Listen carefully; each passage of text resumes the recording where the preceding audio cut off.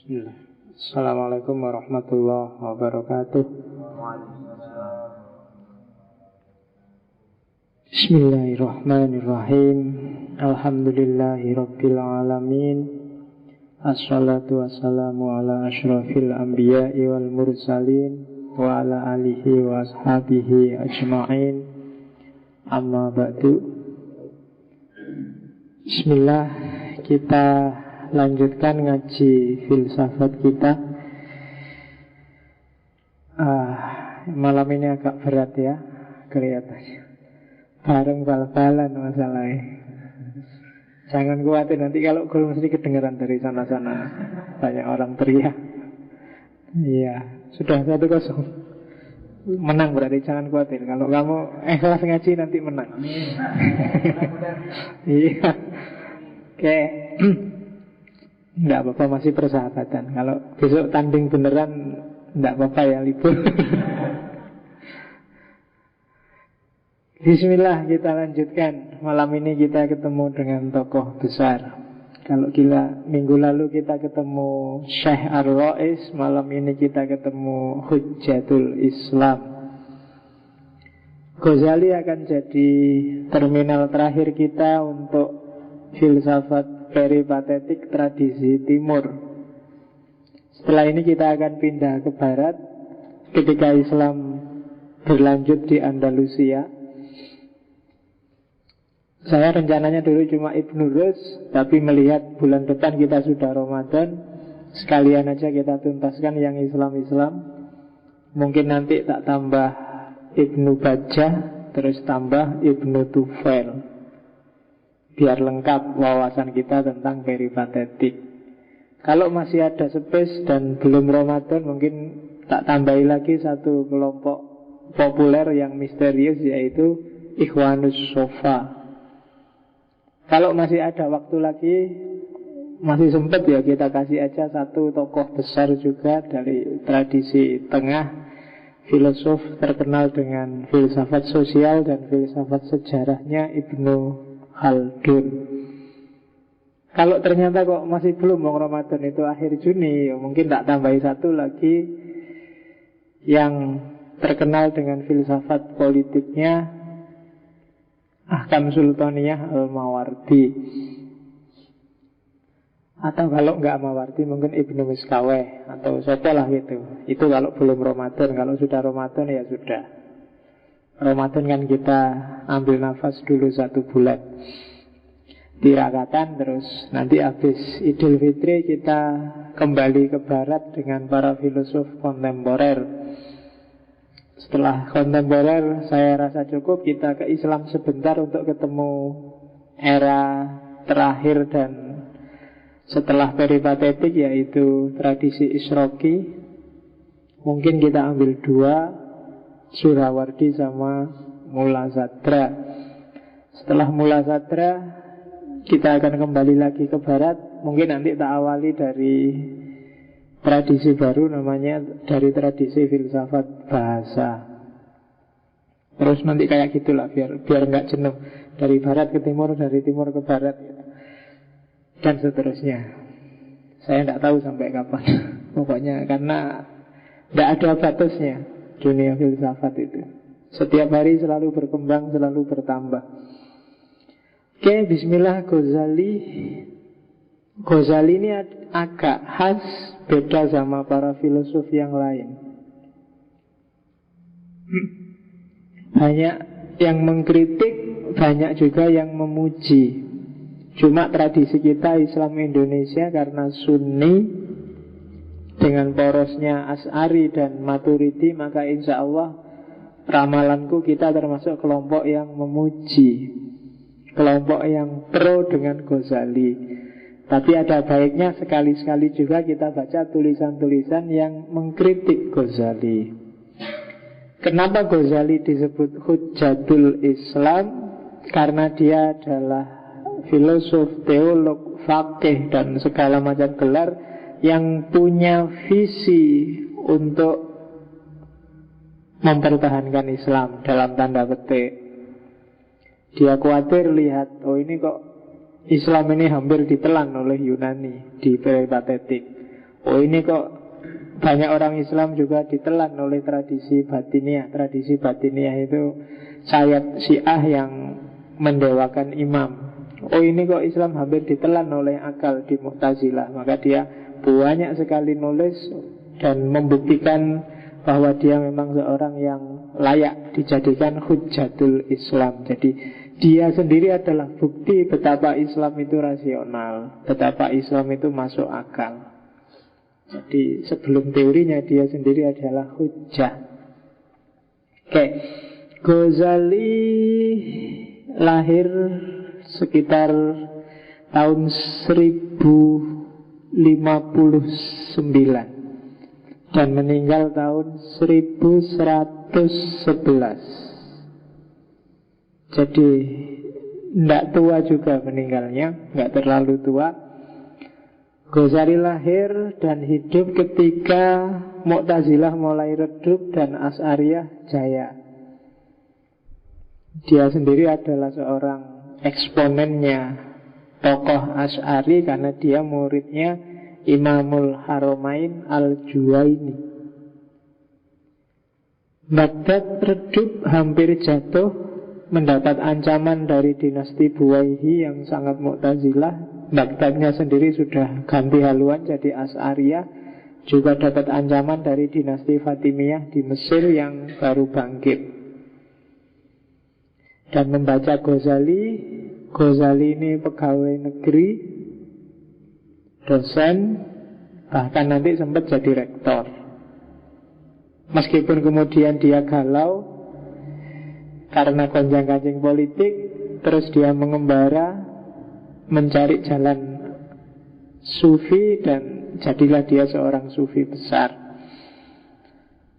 Ghazali nama lengkapnya Abu Hamid Muhammad bin Muhammad bin Muhammad Al-Ghazali. Punya saudara Ahmad bin Muhammad bin Muhammad Al-Ghazali. Nah, jadi awas keliru. Kakaknya namanya Ahmad, dia sendiri Muhammad. Ghazali itu memang lahir di daerah namanya Ghazala, sehingga disebut Al-Ghazali. Tapi ada juga yang menulis dengan 2 Z, Al-Ghazali, karena memang ayahnya Ghazali itu, bapaknya itu tukang sepatu, jadi disebut Ghazal. Tenun, tukang, pokoknya gitulah. Jadi kerja, punya toko di rumahnya. Hanya saja bapaknya ini meninggal waktu Ghazali masih kecil. Saudaranya banyak. Cuma sebelum meninggal, ayahnya sempat menitipkan Ghazali pada seorang temannya yang sufi. Sehingga pendidikan awalnya Ghazali itu sufi.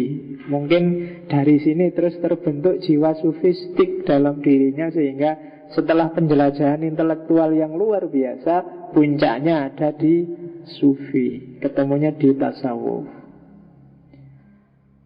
Ghazali umur 28 tahun dia sudah jadi dosen dan rektor di Nizamiyah atas rekomendasi Perdana Menteri saat itu Nizamul Mulk. 10 tahun dia di puncak karirnya. Umur 38 dia diserang skeptisisme luar biasa yang diawali banyak peristiwa, termasuk terbunuhnya Nizamul Mulk. Dari situ kemudian sekitar 6 tahun dia mengembara di Mekah, di Damaskus, pokoknya melakukan uzlah, melakukan perjalanan mencari kebenaran. Dan 6 tahun ini orang susah nemuin dia, sehingga ceritanya dia selama 6 tahun ini kemana aja jarang orang ngerti. Ya pokoknya ada yang bilang dia di Damaskus, ada yang bilang dia 2 tahun di Mekah dan Madinah. Pokoknya banyak tafsiran, tapi yang jelas dia memang sengaja menghindar dari dunia, melakukan riadoh. Dan ketika dia melakukan perjalanan uzlah inilah nanti lahir Ihya Ulumuddin. Setelah 6 tahun dia kembali lagi ke Baghdad dan kembali lagi ngajar di Nizamiyah, cuma tidak kayak dulu lagi. Di antara yang bikin dia galau, bikin dia diserang skeptis luar biasa itu ya saudaranya. Karena saudaranya yang Ahmad Ghazali ini memang sejak awal sudah menempuh jalan sufi. Kapan-kapan kalau ada waktu, mungkin pas saya nggak bisa, nanti tak kasih film yang judulnya The Alchemy of Happiness. Cuma yang di saya terjemahannya masih bahasa Inggris, jadi semoga ada waktu tak translate ke Indonesia. Dan nggak pakai Google, karena nek pakai Google mesti rusak. The Alchemy of Happiness ini agak dokumentatif. Jadi ya cerita perjalanan Ghazali. Abu Hamid itu gelarnya, Hamid itu anaknya yang meninggal waktu dia bayi, sehingga dia digelari Abu Hamid. Ghazali apalagi? Kalau di Alchemy of Happiness itu kelihatan bahwa satu ketika Ghazali ini di puncak kejayaannya, itu semua orang kagum padanya karena dia menguasai sangat banyak ilmu, menulis di hampir semua bidang keilmuan. Kalau ceramah tidak cuma di mimbar, tapi di temboknya kota sampai. Karena saking banyaknya jamaahnya, biar jamaahnya bisa lihat dan dengar dia. Itu Ghazali.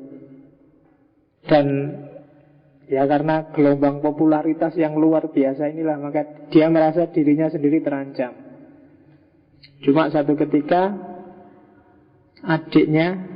kakaknya datang, terus lihat dia ceramah, terus ngomong cuma satu kalimat aja.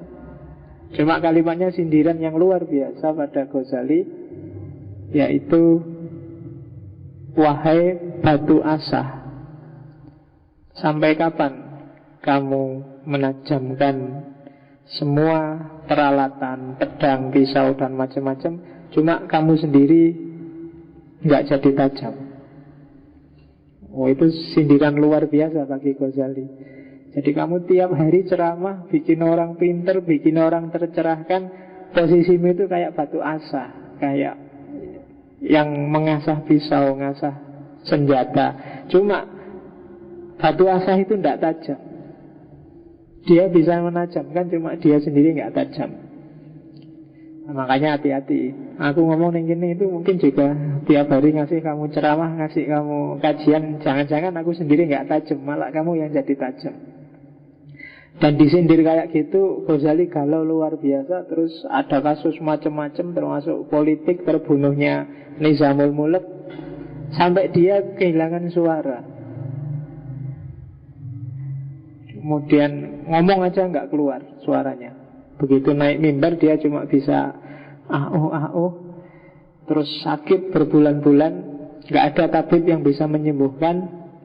Akhirnya sama kakaknya dikasih nasihat, kamu akan sembuh kalau keluar dari pusaran politik, pusaran kegalauanmu. Dan akhirnya dia bergila uzlah mencari jalur kesufian.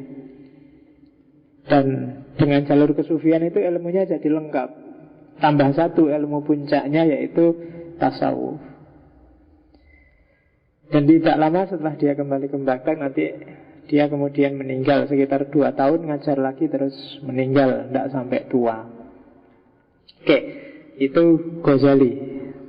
Di internet gambarnya biasanya kayak gitu. Yaitu gambar rambutnya sampai budak tapi panjang.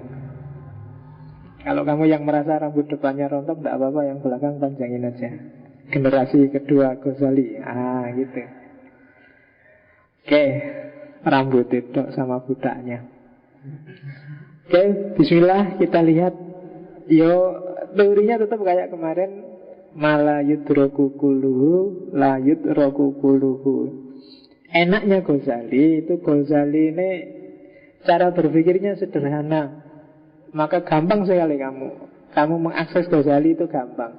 Di antara kritikannya orang pada Ghazali adalah pikiran-pikirannya Ghazali ini arahnya selalu untuk orang biasa, untuk orang awam, bukan untuk orang elit. Sehingga lebih mudah dipahami daripada para filosof yang lain. Yang kedua ya karena kita akrab, logika agamanya sangat kental kalau di Ghazali. Tidak seperti yang lain. Itu kelebihannya. Kelemahannya dia sering dituduh mematikan filsafat, mematikan tradisi berpikir rasional. Nanti pelan-pelan kita lihat apa iya begitu. Kita awali dari keraguan-raguannya Ghazali dalam Al-Munqidh Minad Dhalal. Ghazali yang ragu-ragu itu Ghazali yang sudah mateng, yang di kepalanya sudah penuh ilmu macam-macam. Baru dia ragu-ragu. Baru dia merasa ini di antara sekian banyak ilmuku ini mana sih yang benar, yang sejati? Mana sih yang isinya itu sesuai dengan yang ku inginkan, yang pas, yang tidak ada kelemahannya. Kok semuanya tak lihat ada kelemahannya? Itu Al-Munqidh Minad Dhalal. Jadi kamu kalau pengen niru Ghazali, penuhi dirimu dengan segala macam wawasan, baru ragu-ragu. Jangan dibalik. Kamu kan biasanya roto gaya tuh, wah ini saya pencarian pak, saya mencari apa. Kamu isi dulu sebanyak-banyaknya, baru kamu ragukan. Kalau nggak ada isinya, ya nggak ada yang kamu ragukan. Kan banyak kan yang itu, saya pencarian pak. Lu, kamu nyari apa? Bekalmu untuk nyari itu apa? Nyari itu kan harus ada bekalnya. Dan itu persis dilakukan oleh Ghazali. Dia tidak akan ngeritik sesuatu sebelum dia mendalam. Gak mungkin dia ngomong sesuatu sebelum dia pernah nulis tentang sesuatu itu. Sebelum dia ngeritik filsafat, dia nulis Maqasidul Falasifah. Sebelum dia ngeritik batiniyah Syiah, dia nulis tentang Syiah. Itu kelebihannya Ghazali. Jadi dia merunut semua ilmu-ilmu diawali dari panca indera. Katanya Ghazali, yang paling meyakinkan dari semua fakultas pengetahuan dalam diriku itu panca indera. Aku lihat teh, bisa tak pegang. Jelaskan ini tegas, kamu gak bisa bantah kalau tak bilang ini loh ada segelas teh. Rasanya manis, jelas juga, tinggal dibuktikan. Kalau nggak percaya silahkan kamu minummu sendiri tapi. Indra tegas, jelas. Kamu bantah susah loh. Tak bilang karpet itu merah, kamu oh iya pak merah. Universal. Tapi setelah dipikir-pikir oleh Ghazali, ternyata ya meskipun dia tegas tapi tidak pasti juga kebenarannya. Kadang-kadang menipu. Bintang itu dari jauh kelihatan kecil, cuma mindrik-mindrik. Tapi begitu ngerti aslinya, ternyata aslinya ngalah-ngalahi bumi besarnya. Pensil itu lurus, tapi kalau kamu masukkan di air, indramu menangkapnya bahwa dia bengkok. Ya kan? Kalau kamu menutup mata pakai indera peraba, antaranya orang cakep dan jelek rasanya sama. Podo-podo, ada hidungnya, ada matanya, ada. Begitu melihat, alah ternyata ketipu tuh indera perabaku. Bau juga begitu, baunya wangi, begitu dilihat, alah kayak gitu orangnya. Nah itu indera. Jadi seolah-olah ya, tapi bisa tidak loh kalau indera itu. Suaranya merdu, kamu dengar sampai ngantuk. Begitu ketemu orangnya kayak penyiar radio itu loh. Aduh, ternyata beda. Indera. Makanya katanya Ghazali, ada yang lebih pasti daripada indera, akal. Kamu lihat bintang tadi kecil, jauh, seolah-olah hanya sekepalan tangan. Tapi akalmu yang bilang, oh enggak, coba dipertimbangkan jaraknya, coba dipertimbangkan ruangnya, dipertimbangkan. Itu dia pasti lebih besar, akal. Tadi pensil yang masuk di air kelihatan bengkok. Tapi kan kamu tetap nggak percaya kalau itu bengkok, pedomannya apa? Akal. Tadi kamu pakai tangan, kamu raba wajahnya orang sama semua. Tapi akalmu bilang nggak ada orang wajahnya sama persis itu. Mesti beda-beda, ada yang cakep, ada yang jelek. Begitu kamu dengar suaranya kok merdu ya, tetap akalmu yang bilang, ya suara kan nggak jaminan wajahnya juga cakep. Akal yang bisa bilang kayak gitu. Jadi akal lebih pasti daripada indera. Jadi kalau kamu dihadapkan dengan dua pilihan, ada dua bukti kalau pakai logikanya Ghazali ini. Yang satu bukti empiris, yang satu bukti rasional. Bukti rasional ini lebih kuat. Empiris itu bisa dibikin loh, gampang, bisa dimanipulasi. Yang penting kan kelihatannya bagaimana. Tapi akal yang nggak bisa ditipu. Kamu nonton film, ada pukul-pukulan, tembak-tembakan, jotos-jotosan, itu kan kamu tidak terlalu kaget. Ya, biasa aja, film itu kan pura-pura. Kan kamu ngerti. Yang bilang gitu apa? Akalmu. Meskipun matamu lihat itu pukul-pukulan beneran, sampai dibanting-banting orangnya sampai berdarah-darah, tapi kan akalmu yang bilang, oh itu film. Ngerti aku, kan gitu. Nah, kadang-kadang orang ketipu dengan akalnya. Dari situ terus Ghazali menyimpulkan, oh berarti akal juga punya kelemahan. Iya, orang bisa salah mikir loh. Orang bisa salah menyimpulkan, salah jalur dalam berpikir itu ada. Akal juga bisa dimanipulasi ternyata. Setelah tadi indera tegas tapi ternyata tidak pasti, akal kelihatannya pasti tapi kok ya bisa ditipu ya. Kan kamu sering kan mikir itu keliru. Kamu anggap apa, ternyata kok begitu. Oh ini orangnya baik mesti, kemarin kayak gini-gini, besok pasti begitu. Ternyata enggak. Ini kayak milih presiden itu kan, kamu selalu ketipu kan. Dulu SBY itu, ini jago nih, Satrio Piningit, ini mesti gede gagah. Wah, semua orang sayang sama SBY, penuh harapan begitu jadi presiden. Alah, podo wae. Nah, kamu ketipu kan? Kamu menyimpulkan SBY kayak gitu kan pakai akal lu. Dan ternyata ketipu juga. Bolak-balik kan kita ketipu. Soeharto ketipu, Gus Dur diturunkan tengah jalan, kamu merasa ditipu juga. Megawati apa mana? Jadi ketipu terus. Dalam banyak hal kita ketipu. Apalagi hari ini semua hal dipolitisir, nggak ada yang lurus. Jadi kamu jangankan ketipu, mikir aja nggak sempet. Kamu dicekoi tiap hari oleh TV. Pikirannya, jadi kamu nggak sempet mikir, kamu dikasih informasi terus. Nggak cuma manipulatif itu, kamu disetir. Akal ternyata lemah. Cuma katanya Ghazali, cuma selemah-lemahnya akal, ada hal-hal yang pasti, tegas, nggak mungkin salah, yaitu aksioma. Aksioma-aksioma akal yang elemen-elemen dasarnya nanti jadi ilmu namanya logika dan matematika. Ini susah kamu cari salahnya. Akal bisa ketipu, mungkin dia salah paham, mungkin dia salah mengerti. Tapi kalau aksioma tidak bisa, karena dia hukum universal. Setengah itu lebih kecil dari satu, itu aksioma sudah. Kamu jungkir balik tidak bisa pak, segalanya itu tergantung konteksnya. Carilah kalau bisa setengah yang lebih besar dari satu. Tidak akan bisa, itu aksioma. 1 tambah 1 2. Wis kamu boleh ngeyel, terserah kamu pakai teori apa, tapi wis jelas kelihatan 1 tambah 1 itu ya 2. Itu namanya aksioma.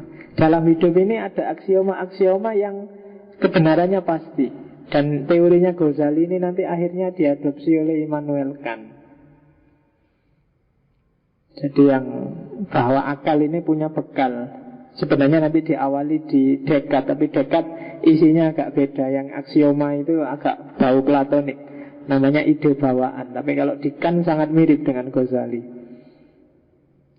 Makanya disertasinya Pak Amin Abdullah itu kan membandingkan antara Ghazali dan Kant, karena memang dua orang ini punya akar yang sama. Jadi indera tidak bikin pasti, akal tidak bikin pasti, aksioma ada kepastian. Cuma aksioma ini barang yang sangat abstrak, harus dikejar lagi sekarang. Di mana ada kebenaran yang sejati, kebenaran yang pasti. Maka Ghazali melihat terus ketiga aliran yang saat itu sangat populer. Ilmu kalam, filsafat, dan batiniah. Batiniah itu Syiah saat itu. Oke. Yang pertama dia menjelajahi ilmu kalam. Ilmu kalam itu orang yang mencari argumen rasional dari agama. Bisa nggak ya ilmu kalam orang ketemu kepastian? Ilmu kalam orang tidak ragu lagi. Dan kesimpulannya Ghazali nggak nemu. Nggak bisa. Meskipun aku Asy'ari, tapi argumen-argumennya juga banyak juga yang tidak pasti, masih meragukan. Dan bahkan ilmu kalam ini bagi yang filosof-filosof itu sangat tidak memuaskan. Karena filosof itu kan maunya bebas, sementara kalau di kalam ini orang tidak boleh bebas. Orang terikat dengan aturan-aturan teks, aturan-aturan keimanan. Nah, kalau orang tidak boleh bebas mikir, ya susah ketemu kebenaran yang pasti. Nah, itu kesimpulannya Ghazali. Kalau dikasih banyak batas, itu kelihatan bahwa tidak bisa tuntas mesti. Wong saya nyari kebenaran yang nggak diragukan lagi ya. Nah, jadi ilmu kalam dicoret, tidak bisa. Pakai teologi kita tidak bisa ketemu kepastian. Oh, ini masih galau Ghazali ini. Terus kedua, cari di filsafat. Bagus, luar biasa filsafat. Cuma catatannya Ghazali, dia unggul untuk ranah natural, matematika, astronomi, ilmu pastilah. Untuk ilmu-ilmu eksak pasti filsafat luar biasa.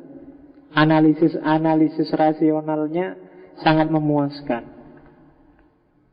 Ya nanti belajar filsafat matematika, filsafat bahasa, filsafat alam, itu kan kelihatan ya memang klop, memang alatnya akal.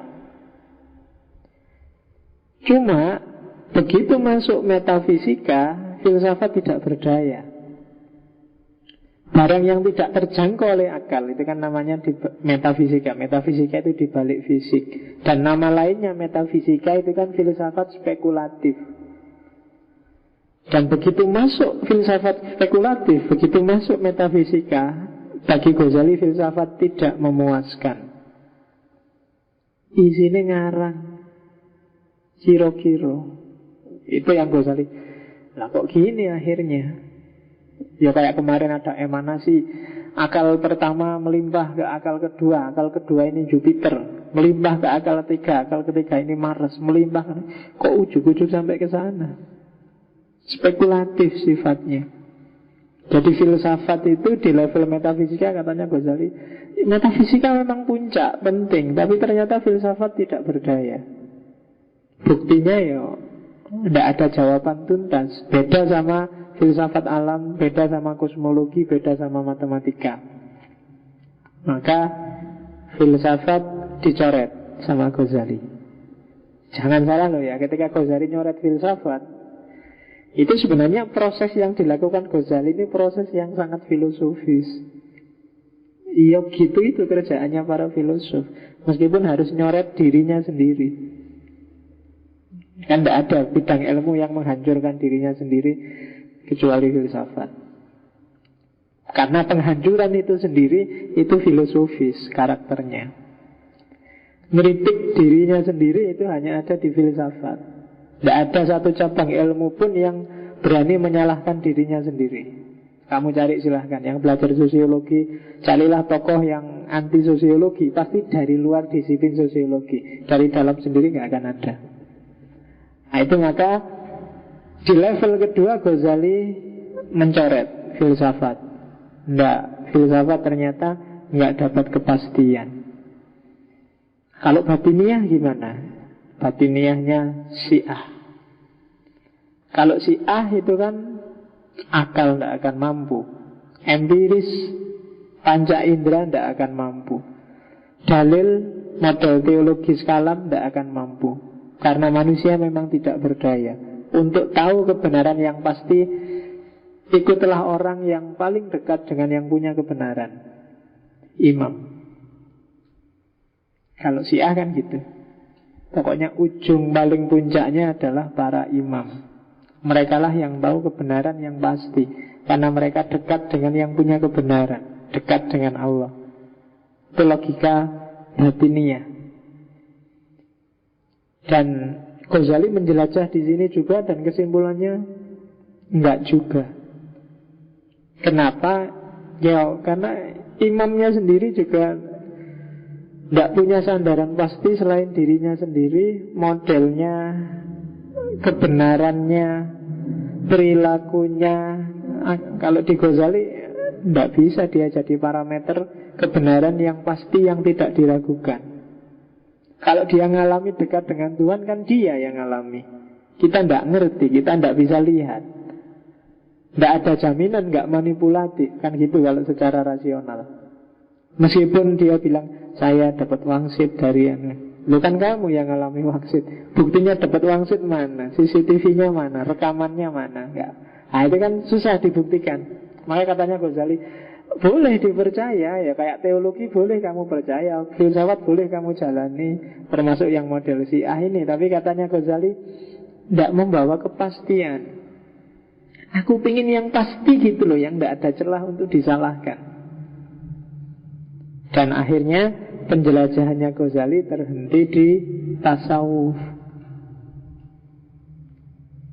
Khasnya dunia tasawuf kalau dalam pengalamannya Ghazali adalah para sufi, ya seperti di Ibnu Sina kemarin agak mirip, tidak mencari kebenaran, tidak mencari kepastian. Otomatis dia pasti. Kenapa? Karena kebenaran itu dialaminya sendiri.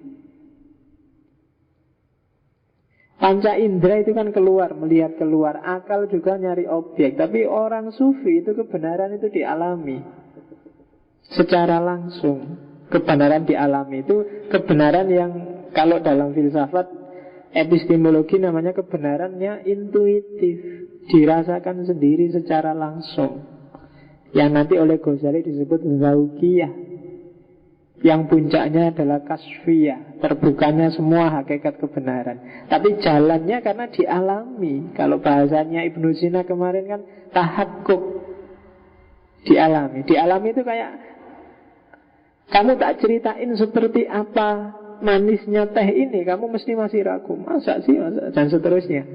Untuk bisa ngerti gimana manisnya teh gampang, kamu minum aja. Kamu alami teh ini dan kamu sudah dapat pengetahuan bahwa teh ini manis. Dan gak bisa dibantah sudah. Mau ngalami sendiri kok. Kan gitu. Itulah nanti yang di Ghazali disebut ilmu laduni, yang dikembangkan oleh Suhrawardi jadi ilmu huduri. Jadi ilmu yang antara subjek pengetahuan dengan objek pengetahuannya jadi satu. Yang mengetahui aku, dan caraku untuk tahu objeknya ya aku sendiri. Untuk ngerti teh ini manis kan ya lihat aku sendiri, wong aku sendiri sing minum. Kan gitu. Namanya pengetahuan swa objek. Jadi swa objek itu kan kayak swadaya itu loh, dayanya sendiri. Swa objek, objeknya ya dirinya sendiri. Jadi antara aku yang tahu dengan yang diketahui jadi satu. Dan ini kekuatannya jauh lebih tinggi daripada lawannya, pengetahuan yang dicari di luar dirinya manusia. Makanya kan para sufi itu tak cari Tuhan di mana-mana, nggak ada, ketemunya di dalam. Dialami langsung maksudnya. Ya bukan di dalam terus ada di dalam terus kamu ronsen. Nah, tak ronsen nyari Tuhan ya enggak ketemu. Maksudnya di dalam itu dia alami langsung Tuhan dalam batinmu, maka kamu akan ketemu.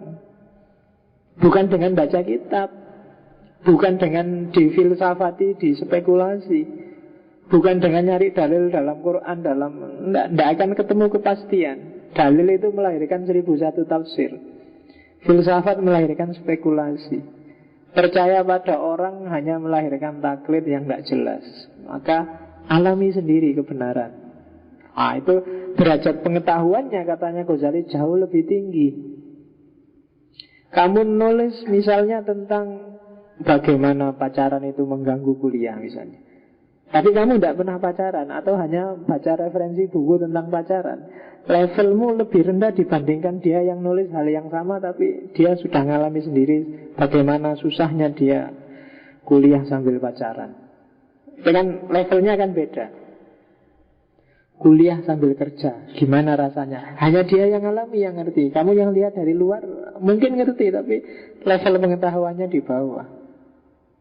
Dan pengetahuan jenis ini ditemukan Ghazali di tasawuf. Maka puncak epistemologinya Ghazali kalau di Al-Munqidh Minad-Dhalal itu ketemunya tasawuf. Jadi berangkat dari pertanyaan tadi, empiris. Dari empiris naik ke akal, terus masuk model dalil ala ilmu kalam, teologi, naik model rasional ala filsafat, naik model otoritas ala batini, dan puncaknya ternyata yang benar model intuitif ala sufi. Itu pengembaraan intelektualnya Ghazali dalam rangka nyari obat kegalauannya dia. Nah, ini kan ilmu yang luar biasa. Menjelajah seperti ini kalau modalnya nggak kuat juga agak susah. Jadi ya pelan-pelan diturut dari dasar sampai di puncak dan ketemu. Dan mungkin masih banyak kelemahannya, tapi momen ketemu itu setiap orang harus nyari sendiri-sendiri mana yang kepastian menurut dirinya. Itu sebenarnya yang disebut tanggung jawab intelektual. Kalian kan termasuk kelompok elit intelektual, harus juga punya kesadaran seperti ini. Biar nggak kayak kritiknya Gramsci itu loh, jadi intelektual tradisional, bukan intelektual organik. Intelektual tradisional itu diceramai ya manut, tapi besok diceramahkan ulang ke yang lain. Tidak ada perkembangan, kamu tidak terlibat. Kalau pakai Ghazali ya harus terlibat langsung. Oke. Nah, kita pelan-pelan masuk lagi. Terus ketemu sekarang kebenarannya. Sekarang menjelajahi secara lebih dalam setiap ilmu. Nah, katanya Ghazali, kita harus sadar bahwa masyarakat Muslim yang digarap habis-habisan oleh para filosof dengan tradisi Yunani itu tidak sama. Ada orang yang pokoknya beriman dan tidak pakai tanya-tanya. Ini biasanya disebut awam. Ada orang yang beriman dan berusaha cari dalilnya. Dan ada orang yang beriman dan berusaha menyelami sendiri keimanannya. Menyelami dan mengalami. Itu bedanya. Teman-teman hari ini ngaji itu mungkin level kedua. Sudah beriman dulu dan nyari dasar-dasar dari keimanannya rasional. Mungkin lewat ngaji filsafat, mungkin lewat ngaji hadis, mungkin lewat ngaji. Itu kan ngaji itu kan indikasinya kamu cari dasar rasional, nggak cuma iman terus manut. Tapi ada yang lebih dahsyat dari itu, yaitu level ketiga. Jadi kamu mengalami langsung, kayak penjelajahannya Ghazali tadi. Dan ilmu yang dialami langsung itu biasanya susah hilangnya. Kan sering tak bilang, kenapa sih kok kamu sering baca buku tapi habis baca terus lupa, hilang, tidak ada sisanya. Kamu sering diskusi tapi begitu lepas dari diskusi juga sudah tidak nyambung lagi. Kenapa? Karena kebenaran yang kamu bahas, yang kamu baca itu tidak kamu alami langsung. Ya mesti aja hilang. Kadang-kadang waktu diskusi ingat lagi, oh iya aku pernah baca. Kenapa? Saat itu sedang kamu alami lagi kebenarannya, maka ingat lagi. Makanya agama kan selalu wanti-wanti, hati-hati jangan nyari ilmu aneh-aneh, nyarilah ilmu yang bermanfaat. Nyarilah ilmu bermanfaat itu kan berarti apa? Praksis ilmu dengan teori ilmu nyambung dalam dirimu. Kan gitu. Antara yang diceramahkan dengan yang kamu jalani pas, maka nyambung. Itu ilmu yang dialami. Sehingga kalau kamu hari ini merasa, Pak, saya sering kan dapat pertanyaan kayak gitu, mahasiswa, Pak, saya habis baca itu, ya paham Pak, waktu baca bukunya tak tutup, hilang sudah, nggak tahu lagi. Tapi nanti kapan-kapan ya ingat lagi. Nah, sebenarnya itu tidak hilang, karena dia mati dalam dirimu, tidak hidup. Maka hidupkan. Jadi tugasnya intelektual itu menghidupkan kebenaran, bukan menghafalkan kebenaran, bukan mengoleksi kebenaran. Nggak ada gunanya kamu ngerti macam-macam tapi tidak jalan. Mulai sekarang begitu. Jadi kamu dapat kuliah apapun dari dosen, coba dilatih kalau bisa loh ya. Latihan pelan-pelan. Oh, yang diomongkan Pak dosen ini nyambung dengan hidupku bagian ini. Ketika aku kayak gini mungkin kayak teori itu yang dibilang. Itu nyambung namanya. Biasa kamu akan lebih mudah untuk mengoleksi itu, untuk nyimpen itu sehingga tidak hilang. Oh, ini ketika aku gini, ini teorinya kayak teori ini tuh. Ini kan hidup kebenarannya dalam hidup. Oh, berarti aku kemarin salah. Kalau pakai teori itu mungkin aku pas. Teori itu karena itu berarti hidup. Berdialog dengan dirimu. Jangan cuma dihafal.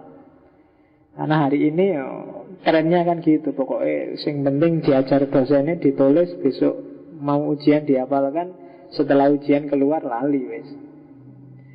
Kamu yang semester 6 kalau ditantang ujian semester 1 mesti gak lulus. Harusnya semester 6 itu wes apa semester 1 sepele, tapi kan mesti gak lulus. Kenapa? Ya karena wes lali. Catatannya juga sudah hilang. Karena dulu cuma ngopi. Ngopinya kecil-kecil lagi. Waktu ujian ditaruh di bawahnya. Nah ya. Oke. Ya, kelemahannya pendidikan kita hari ini kan itu. Terlalu teknis. Jadi orang selalu sibuk dengan sistem pendidikan. Ya, sistem bisa apa saja, tapi kalau mentalitas kita bukan mentalitas pencari kebenaran, ya hasilnya ya cuma kebenarannya dihafalkan dan dikoleksi.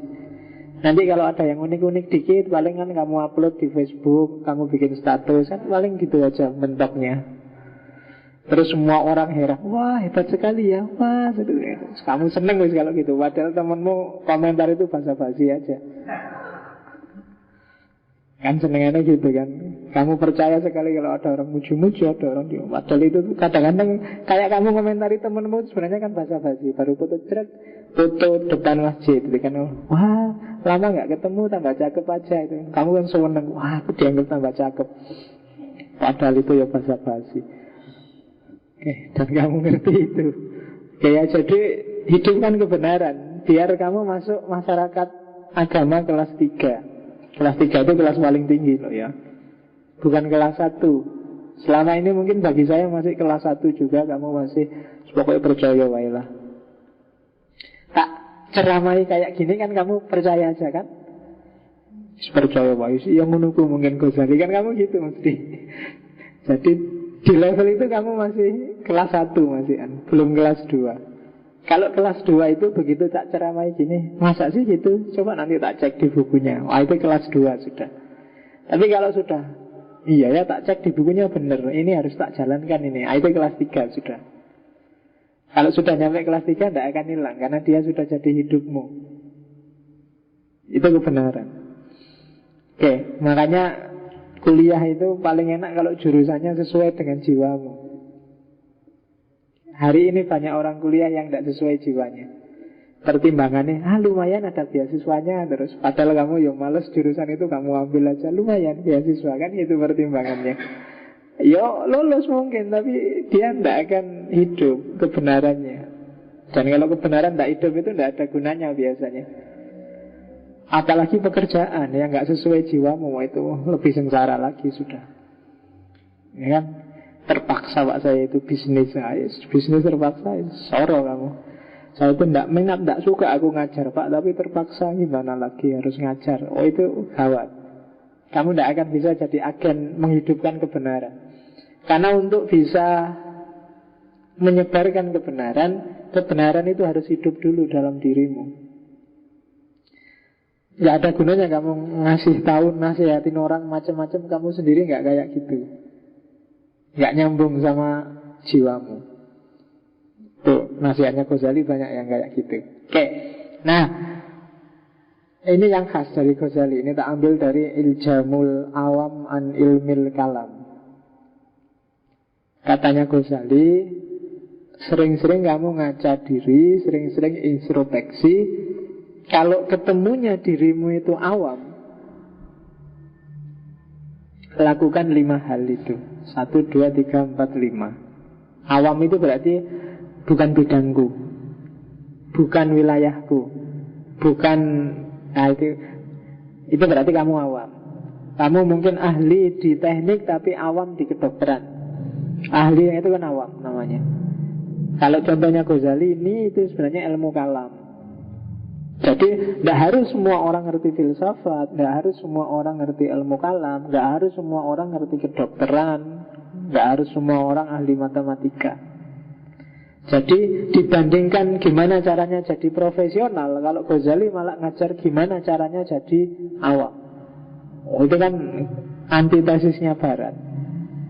Barat itu selama ini mendengung-dengungkan kamu harus profesional. Tapi kalau Ghazali, ayo jadi orang awam yang baik. Itu nggak sembarangan. Jadi awam pun harus belajar. Kenapa banyak chaos hari ini? Karena orang awamnya nggak sadar kalau dia awam. Setiap orang komentar tentang politik kah, tentang kesehatan kah, tentang kamu, ngomong aja semuanya. Nggak ngerti batasmu. Itu malah bikin chaos. Kalau Ghazali teorinya kebalikannya. Ayo sadar kapan kita jadi awam. Ya meskipun kalau kamu merasa dirimu, saya nggak awam Pak karena saya sarjana. Oh iya berarti hidupkan itu. Tapi bagi yang awam, nah itu 5. Yang pertama taktis. Kalau agama taktis itu menyucikan diri, pasrahkan semua pada Allah. Kalau yang non agama berarti ya sucikan diri, pasrahkan pada ahlinya. Ahlinya yang lebih tahu. Nah, jadi kita nggak usah cawe-cawe. Hari ini kan kamu Jokowi kamu komentari, Prabowo kamu komentari, kasus JIS kamu komentari, apa wae kamu komentari. Semua hal kamu komentari. Ini yang bikin kacau, bikin rusak. Jadi orang dianggap ngerti segalanya. Saya pernah kejebak sekali di wawancara TV. Metro TV nyari yang ngerti filsafat. Terus ada yang rekomendasi aku di wawancara tak. Aku, ini wawancara apa toh mas? Anu pak, pokoknya kita cari yang ngerti filsafat. Tak pikir wawancara filsafat. Begitu ngomong wawancara, gimana pendapatnya Pak Faiz tentang Nyai Roro Kidul? Aduh, cari filsafat, ujung-ujung takut Nyai Roro Kidul. Live, berarti aku iki piye, tak jawab piye, enggak tak jawab piye. Nah, aku ngarang ya iso wae, cuma kan bukan bidangku. Akhirnya terpaksa aku ngomong tentang mitologi, mitologisasi, demitologi dan seterusnya. Gak ono Nyai Roro Kidul ya, pokoknya mentalitas orang yang memitoskan sesuatu. Contoh yang dimitoskan Nyai Roro Kidul. Daripada aku gak ngerti terus ngarang-ngarang Nyai Roro Kidul adalah Ciloko. Karena memang bukan ahlinya. Nah kalau mitologi, mitologisasi, demitologi aku ngerti. Jadi aku ngomongnya ke situ, biar yang lain yang jawab Nyai Roro Kidul. Pertanyaan selanjutnya lebih dahsyat. Gimana menurut Pak Faiz tentang Syekh Siti Jenar? Aduh, habisnya Roro Kidul. Sekarang ketemu Syekh Siti Jenar. Judek nah aku, bukan bidangku. Mbok tadi nyari ahli kejawen apa sopo lah gitu. Pak Herman Sindung apa sopo lah ya. Syekh Siti Jenar tanya aku. Tanya Plato, Aristoteles, takono Sartre tak jawab. Saya Siti Jenar, ya aku ngerti, cuma nih aku ngomong lah ketawa semua orang. Kamu harus ngerti batas. Hari ini kan orang itu kadang-kadang yang penting terkenal apa wae, ya wis. Dikon diskusi apa wae, ya wis bisa nah. Enggak. Harus taktis. Yang kedua, al-iman wa tasdik. Percaya dan membenarkan. Enggak usah cerewet kalau memang bukan bidangnya. Kalau kamu urusan kesehatan lebih ngerti dokter. Maka kalau kamu berobat ya harus iman wa tasdik. Kalau dokternya bilang gitu ya gitu, nggak usah diajak diskusi. Ya, sebentar dokter, saya nggak ngerti dalilnya ini kok bisa sampean bilang enggak. Kamu bukan ahlinya kok ngajak debat. Urusan teknik juga begitu. Urusan listrik ya serahkan ahli listrik. Terhadap ahli listrik kita iman wa tasdik. Terus yang ketiga, al-i'tiraf bil ajzi, mengakui kelemahan diri. Oh iya ya, aku itu tidak paham ya kalau bidang itu. Aku itu tidak ngerti kalau wilayah itu. Itu namanya al-i'tiraf bil ajzi, mengakui kelemahan. Jangan sok, jangan kemenyek kalau bahasa Jawa Timurnya. Tidak ngerti ya diakui aja nggak ngerti. Itu al-i'tiraf bil ajzi. Akuilah bahwa di bidang itu kamu tidak ngerti, kamu lemah. Kadang-kadang kan ada orang tidak ngerti aja bisa sombong. Aku kalau belajar itu 2 minggu tak kuasai langsung. Ya berarti 2 minggu lagi sekarang ya tidak ngerti apa-apa masih ya. Gitu aja, yang tidak ngerti aja bisa sombong kan. Tidak, harus al-i'tiraf bil ajzi. Akuilah kelemahanmu. Dan yang keempat, as-sukut anis soal. Jangan cerewet. Tidak ngerti cerewet, nyebeli lagi, pertanyaannya ngawur lagi, tidak mengarah lagi, tidak. Nah, itu awam. Dan yang terakhir, al-imsak, menahan diri. Kalau kalam ya antasaruf fil alfat.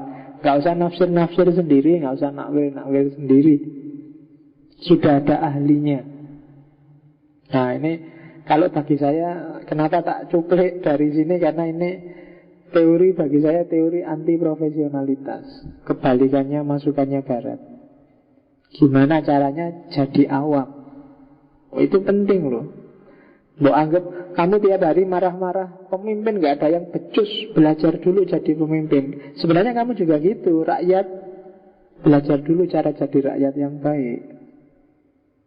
Kamu juga bukan rakyat yang baik kok ngeritik pemimpin yang tidak baik. Nah itu kan podo wae jan-jan nih. Antara yang kritik sama yang dikritik. Latihan jadi awam. Itu teori yang khas. Oke, karena kadang-kadang kan orang itu berpikirnya satu kutub. Kutub yang lain tidak dipikir. Hari ini misalnya contoh, saya lupa baca di mana itu kan tentang obat kuat.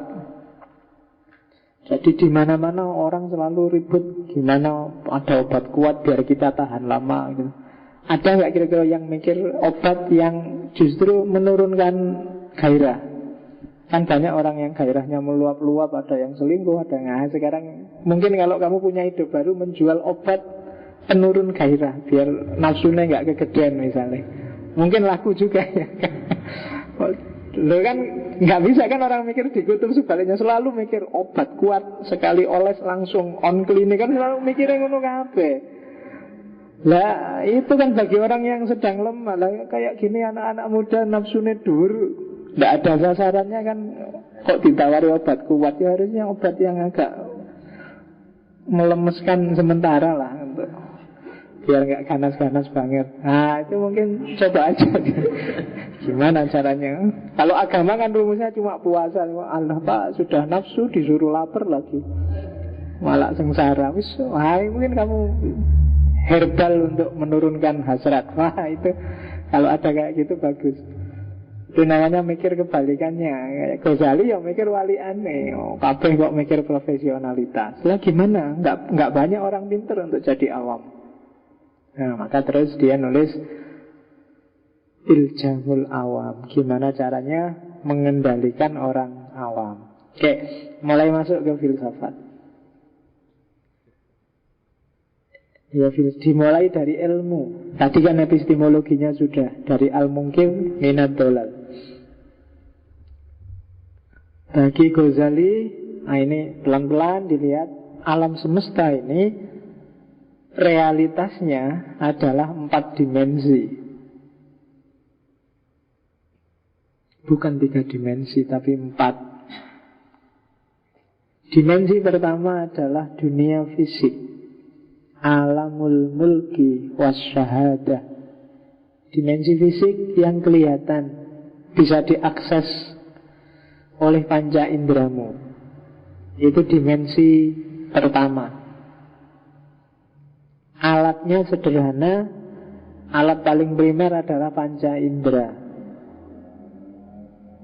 Akal itu membantu mengkonstruksi hasil persepsi dari panca indera. Ini untuk alamul mulki wasyahadah. Di atas itu ada realitas dimensi kedua, yaitu yang disebut alam jabarut, alam mental, alam emosi. Nanti kalau di sufi-sufi kadang-kadang yaitu alam bangsanya jin, bangsanya itu ada di alam jabarut. Ya bahasa sininya dunia mental. Kalau sekali-sekali baca Abduh misalnya, ya jin itu sebenarnya daya, malaikat itu daya, jin itu Jin itu virus, bakteri, itu sebenarnya masuk kelompoknya jin. Kalau coba dibaca Abduh itu, karena dia kan banyak terpengaruh rasionalitas sains yang baru, maka dia ingin menafsirkan Al-Quran yang di Al-Manar itu yang sesuai dengan sains. Maka dia menafsirkan ya jin itu sebenarnya virus dan bakteri-bakteri.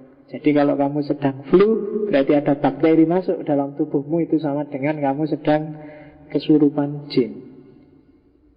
Itu kalau pakai bahasanya Abdul. Jadi kalau sedang, kok kamu flu pilek, ya ini baru kesurupan nih. Nah, harus diruqyah itu biar jinnya keluar. Ruqyahnya pakai Paramek dan pakai Neosot. Oke, alam itu alam Jabarut, yang panca indera nggak bisa ngakses.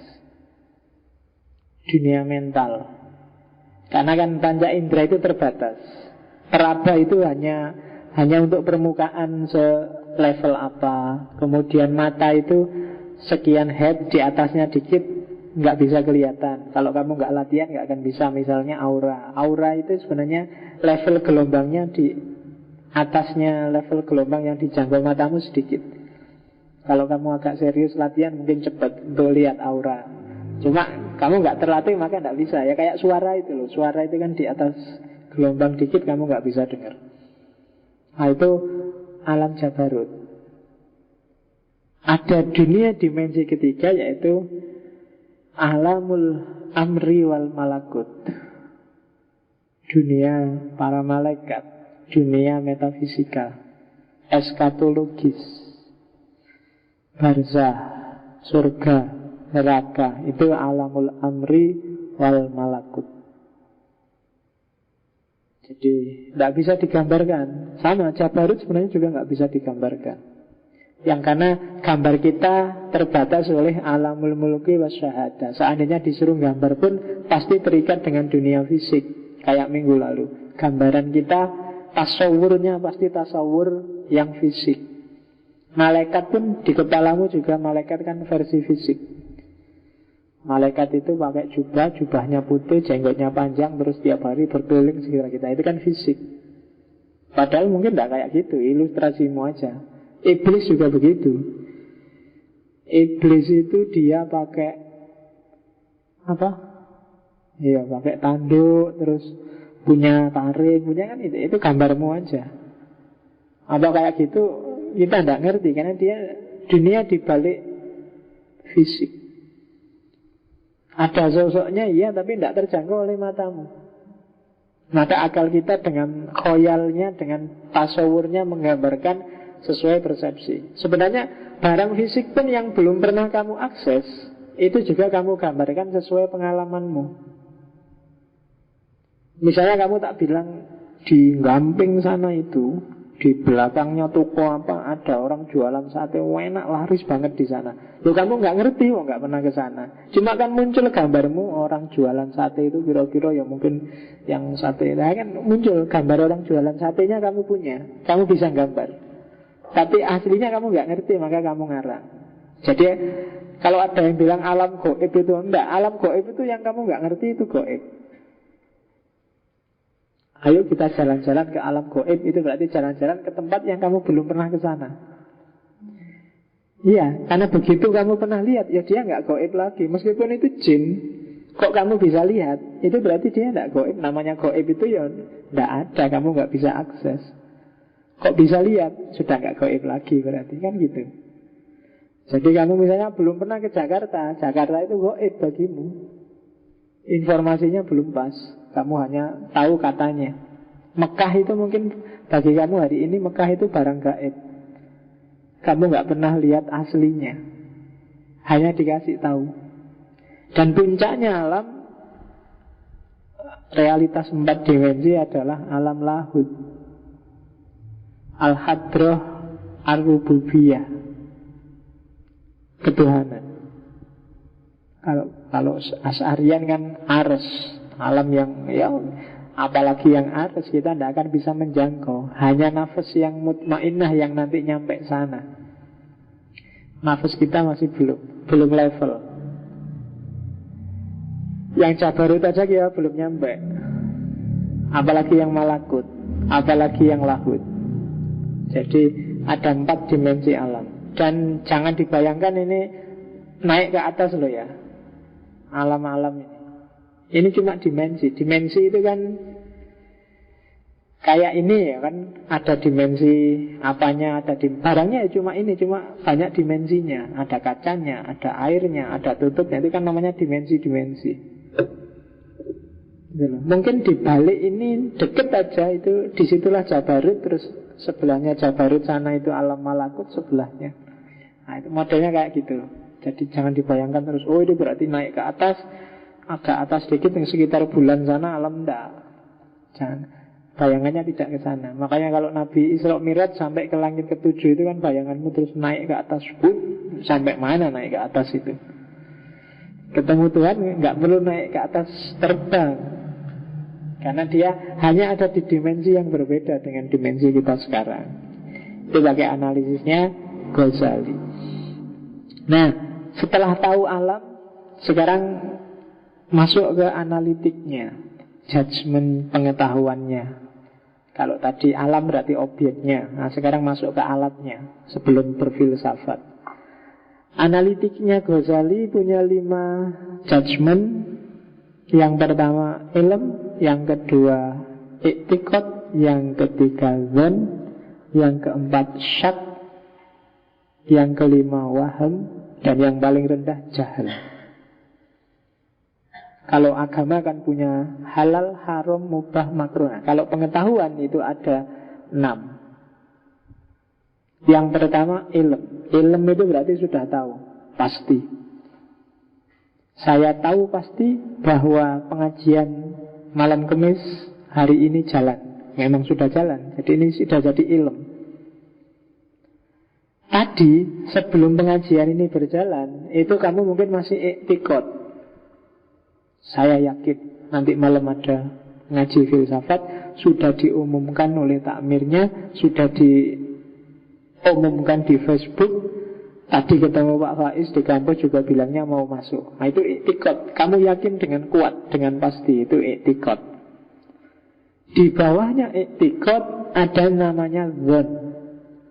Kalau dzan itu kamu yakin, antara yakin dan ragu, cuma yakinnya lebih besar. Itu dzan. Saya yakin sih nanti masuk, cuma siapa ngerti hujan ya. Ini kan musim hujan, nanti kalau hujan terus mungkin ya libur. Nah, itu dzan. Yakinnya lebih besar daripada tidak yakinnya. Di bawah dzan ada syak. Kalau syak itu 50-50. Antara kemungkinan ya dan kemungkinan tidaknya itu sama. Jadi imbang, itu syak. Di bawah syak ada waham. Kalau waham itu lawannya dzan. Kalau dzan tadi kemungkinan iyanya lebih besar, kalau waham kemungkinan tidaknya lebih besar. Dan level paling rendah itu jahil. Kalau jahil itu tidak ngerti apa-apa, nggak ada isinya. Itu jahil. Nah, ini judgement pengetahuan. Tentang apapun, pengetahuan yang ada di kepalamu coba dicek. Apakah levelnya ilm, kamu yakin kebenarannya, pasti nggak bisa ditawar. Atau itu i'tiqad saja, kamu tidak punya bukti tapi kamu yakin benar. Atau levelnya dzan, kamu masih ragu-ragu tapi lebih cenderung kebenarannya. Atau syak 50-50. Atau waham, lebih cenderung tidak benarnya. Atau jahil, saya tidak ngerti apa-apa. Itu harus jelas. Ini enak kalau kamu sedang diskusi. Orang ini kok ngomong tentang Jokowi ya, kira-kira pengetahuannya tentang Jokowi itu level ilm, apa level i'tiqad, apa level dzan, apa level syak, waham atau jahil. Nah itu kamu bisa pakai analisis ini. Oh dia ngawur itu mesti. Ada isinya tapi lebih banyak salahnya mesti. Wong dia bukan dari partainya Jokowi, berarti levelnya masih waham. Oh tapi kemarin dia bikin survei nih. Oh iyalah naik dikit syak. Nah itu enak, ada judgementnya. Biar kamu gak gampang percaya aja. Oh itu ya pantas dong, TV-nya Abu Rizal Bakri, ya mesti ngomong Abu Rizal Bakri. Berarti informasi tentang Abu Rizal Bakri dari TV itu, oh itu mungkin levelnya syak atau zon atau hal kayak gitu, bukan ilm. Nah itu, ini namanya metode analitik. Kalau di Barat nggak ada. Barat itu hitam putih, apalagi modern. Makanya orang Islam hari ini jangan deso cara mikirnya, harus agak sudah gradasi. Para ulama zaman dulu nggak pernah klaim ngerti dan tidak ngerti, enggak. Ada ngerti, ada setengah ngerti, ada tengah-tengah, ada setengah nggak ngerti, ada nggak ngerti. Jadi ada gradasi. Kalau tak tanya Islammu hari ini itu Islam yang sudah ilm, apa i'tiqad, apa zon, apa syak, apa wahm, apa jahil. Oh, itu silahkan kamu analisis sendiri. Saya nggak mau mendiskusikan itu karena ilmuku tentang itu masih syak. Saya ragu-ragu benar apa salah.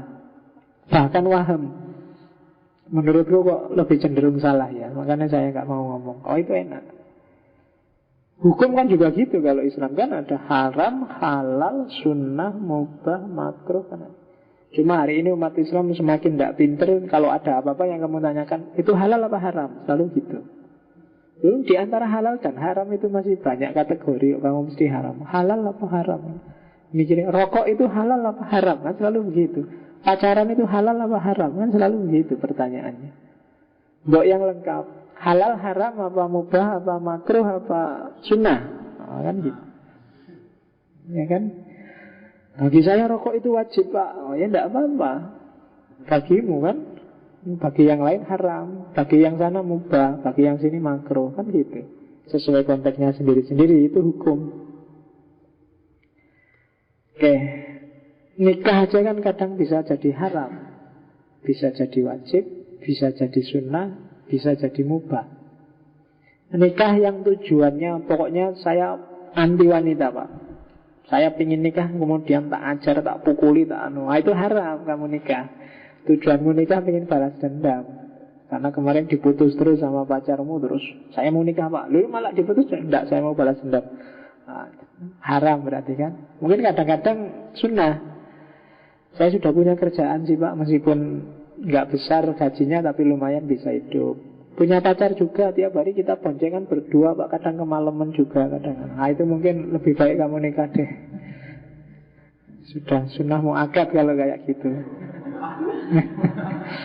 Ya daripada gawat. Atau malah wajib. Ini Pak gawat, Pak. Kalau enggak ini kejadian ini. Kawin dong. Wajib itu malahan, ya kan? Oke. Atau mungkin makruh.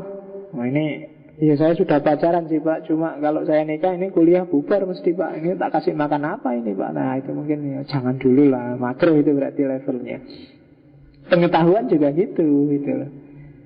Ini sudah ilm, Pak. Saya yakin benar dan saya punya dalil. Oh ini belum, Pak. Saya masih yakin benar aja. Cuma dalilnya saya belum ngerti. Itu i'tiqad. Saya yakin benar, Pak. 80% lah, Pak. Yakin. Itu zon. Saya ragu-ragu ya, Pak. Mungkin benar, mungkin salah ya. Itu syak. Menurut saya kok kemungkinan besar salah ya, Pak. Itu waham. Kalau saya nggak ngerti apa-apa, Pak, saya nyerah, Pak. Itu jahil namanya. Gitu loh. Jadi ada apa-apa itu di level. Jangan ngamuan. Jangan kalau nggak Jokowi ya Prabowo. Yang lain emangnya nggak ada ya. Harus agak cerdas sedikit. Oke, itu metode analitik. Oke, ilmu kalau Ghazali luar biasa. Kapan-kapan kalau ada yang kuliah S3, bikinlah disertasi tentang ilmu menurut Ghazali. Betapa luasnya kategorisasi, ciri, macam-macam. Kalau Ghazali panjang kalau dia ngomong ilmu. Ada ilmu syariah, ada ilmu ghairu syariah. Ghairu syariah ilmu umum, syariah ilmu agama.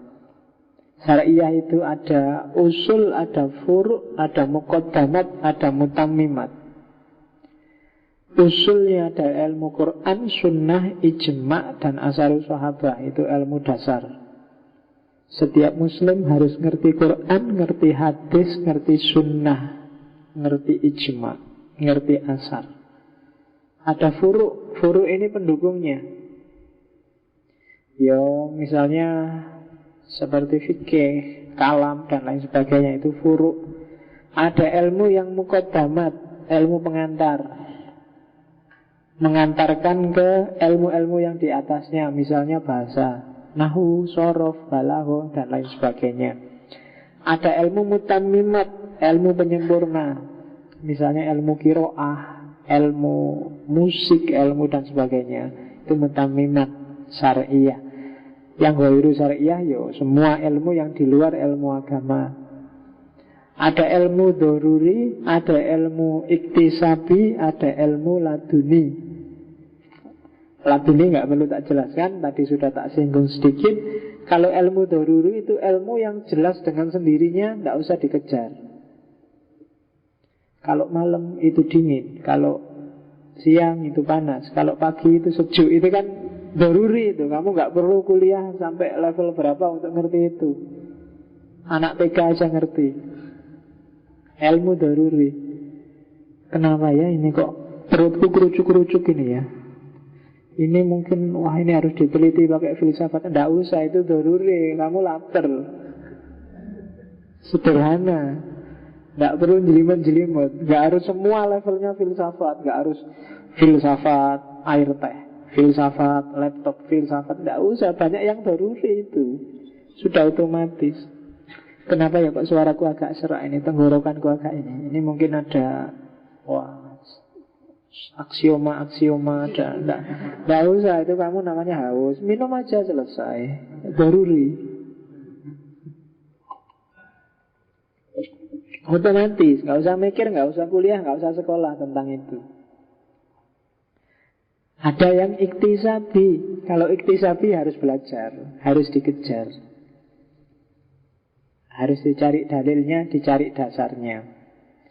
Dan laduni, kalau laduni nggak usah dikejar, siapkan aja dirimu agar layak menerima pancaran dari atas. Itu laduni. Jadi ada yang tidak perlu kamu kejar karena dia otomatis dapat. Ada yang harus kamu kejar, ada yang kamu siap-siap aja, siapa tahu dikasih. Itu jenisnya ilmu. Jangan salah, tidak harus jadi nabi kamu untuk dapat pancaran laduniah itu. Kan kamu sering kalau mikir sendiri buntu, tiba-tiba oh iya mungkin itu sebenarnya pancaran peltian-peltian dari atas. Kan kamu sering judek, nggak ngerti apa-apa, tiba-tiba ketemu. Nah itu laduni namanya, ilhamiah. Kalau orang Jawa menyebutnya wangsit, wahyu, ilham, dan seterusnya. Ada ilmu yang mahmudah, ada ilmu yang mubah, ada ilmu yang mazmumah. Hampir semua ilmu mahmudah. Hanya ilmu yang levelnya di bawah mahmudah, yaitu dia cuma mubah. Kamu ngerti teori tentang catur, ya tidak apa-apa. Kalau di Ghazali contohnya itu boleh kok. Tapi dia tidak terpuji, levelnya tidak tinggi. Karena kadang-kadang dengan catur orang lupa segalanya. Nah, kamu ngerti cara mengoperasikan TV itu ya boleh. Kamu ngerti teknik apa boleh. Tapi ada yang mahmudah, ilmu-ilmu agama. Kamu ngerti astronomi, ilmu itu mahmudah. Ada juga yang mazmumah, tercela. Teknik ngutil misalnya, nah itu ilmu juga. Cuma ya buat jangan, ngapain sih kamu belajar itu, buat apa. Cara maling, enggak usah. Lu kan kalau nggak ngerti caranya maling, kan kita nggak bisa Pak ngatasi maling. Ya kalau gitu ilmunya jangan disebut cara maling, tapi cara ngatasi maling, kan gitu. Kan kamu sering gitu kan, lu kita harus ngerti ilmu. Ya nggak harus. Kalau cara ngatasi maling mahmudah, ilmu maling itu tercela. Ilmu santet misalnya, ini jelas tercela. Loh Pak, kan kalau sekedar ilmu aja enggak, itu tercela jelas. Karena nggak ada gunanya. Gunanya pasti untuk jelek. Kan untuk ngatasi Pak, harus tahu yang diatasinya. Kalau untuk ini, kamu belajar aja cara ngatasinya, nggak perlu belajar ilmunya. Nah itu ilmu yang mazmumah.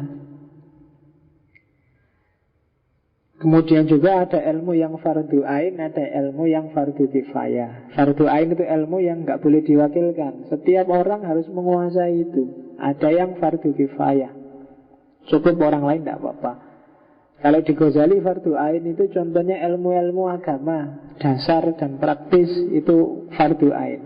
Setiap orang harus ngerti caranya sholat, nggak boleh diwakilkan, itu fardu ain. Alah cukup kamu yang ngerti sholat yang benar, aku manut aja, nggak boleh. Karena dia tidak fardu kifayah. Yang fardu kifayah ya kamu belajar teknik elektro, teknik industri, itu fardu kifayah. Fardu kifayah itu harus ada memang sekelompok umat Islam yang menguasai itu. Tapi nggak harus semuanya, beberapa sudah cukup. Tapi kalau nggak ada sama sekali, nggak ada semua, dosa. Harus ada. Matematika misalnya, harus ada yang bisa, karena banyak fikih yang butuh matematika. Ngitung waris, ngitung zakat, itu kan butuh matematika. Cuma nggak harus semua ahli matematika, cukup beberapa yang ahli. Nah nanti yang lain tinggal dibantu. Tapi kalau nggak bisa semua malah dosa. Itu kan namanya fardu kifayah. Jadi ya kayak yang filsafat ini loh ya, harus ada yang seneng filsafat, tapi tidak harus semua harus ngerti filsafat. Kalau semua ngerti filsafat malah susah. Isinya ya lah, mesti kan kamu ngerti. Wah filosof kabeh mesti ra gelem kerja, gawenane diskusi terus. Orang elit itu jangan semua, elit itu harus sedikit, sisanya awam aja.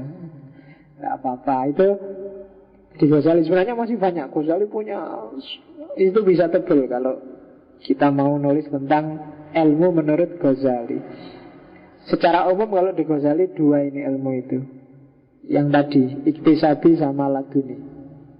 Ilmu yang harus dikejar dan ilmu yang hanya bisa diterima. Khuduri sama husuli. Kamu kuliah itu ilmunya ilmu husuli. Torekotan itu biasanya ilmu khuduri.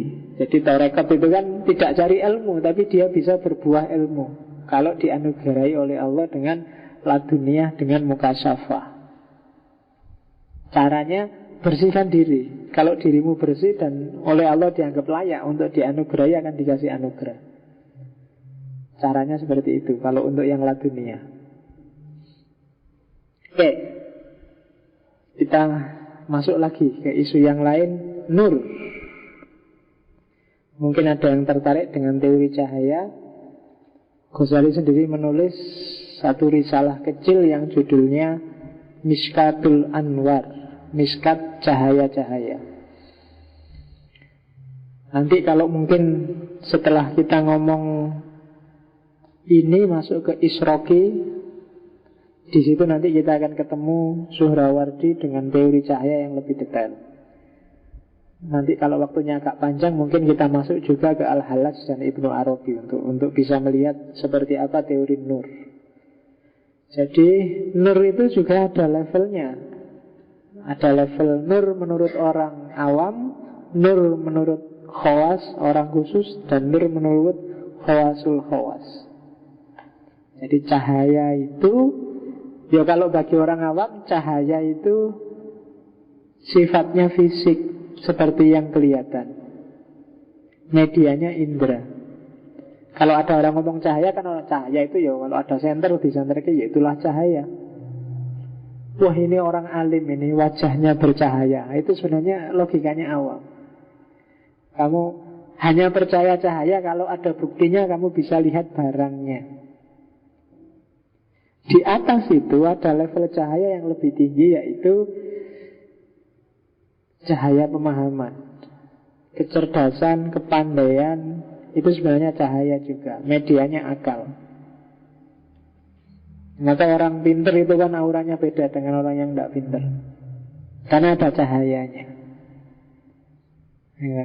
Jadi kalau kamu sudah bisa menangkap cahaya dari ilmu, levelmu sudah naik, kamu khawas. Tapi kalau kamu masih belum bisa, yang hanya bisa kamu tangkap ya cahaya listrik, cahaya senter, cahaya, wah kamu wajahmu berseri-seri bercahaya, itu berarti masih awam. Dan ada level cahaya bagi khawasul khawas. Khawasul khawas itu cahaya kasyaf. Jadi cahaya bersihnya jiwa. Kalau kamu sudah mengalami ini, nanti berarti kamu sudah khawasul khawas. Yang ada untuk jiwa bersih berarti semua keluar, satu-satunya penghuninya dalam dirimu hanya Allah. Dan itu yang disebut puncaknya cahaya. Karena Allahu nurus samawati wal ard dan seterusnya. Masalu nurhi kamiskat al-miskatu fil misbah al-misbahu kasujaja dan seterusnya. Jadi Allah itu puncaknya cahaya. Orang khawasul khawas bisa ketemu puncaknya cahaya ini. Dan kalau kamu bisa menangkap itu berarti kamu levelnya khawasul khawas. Ya kalau sudah mahasiswa mungkin kamu tidak awam lagi, paling tidak kamu khawas. Kamu sudah bisa menangkap cahaya kebenaran yang sumbernya akal. Itu teori cahaya. Jelasnya bisa kamu lihat di Miskatul Anwar. Nanti ada level-levelnya cahaya, mulai Nurul Anwar, Nurul Akrob dan seterusnya. Teori tentang jiwa. Saya agak cepat ya, Ghazali agak banyak.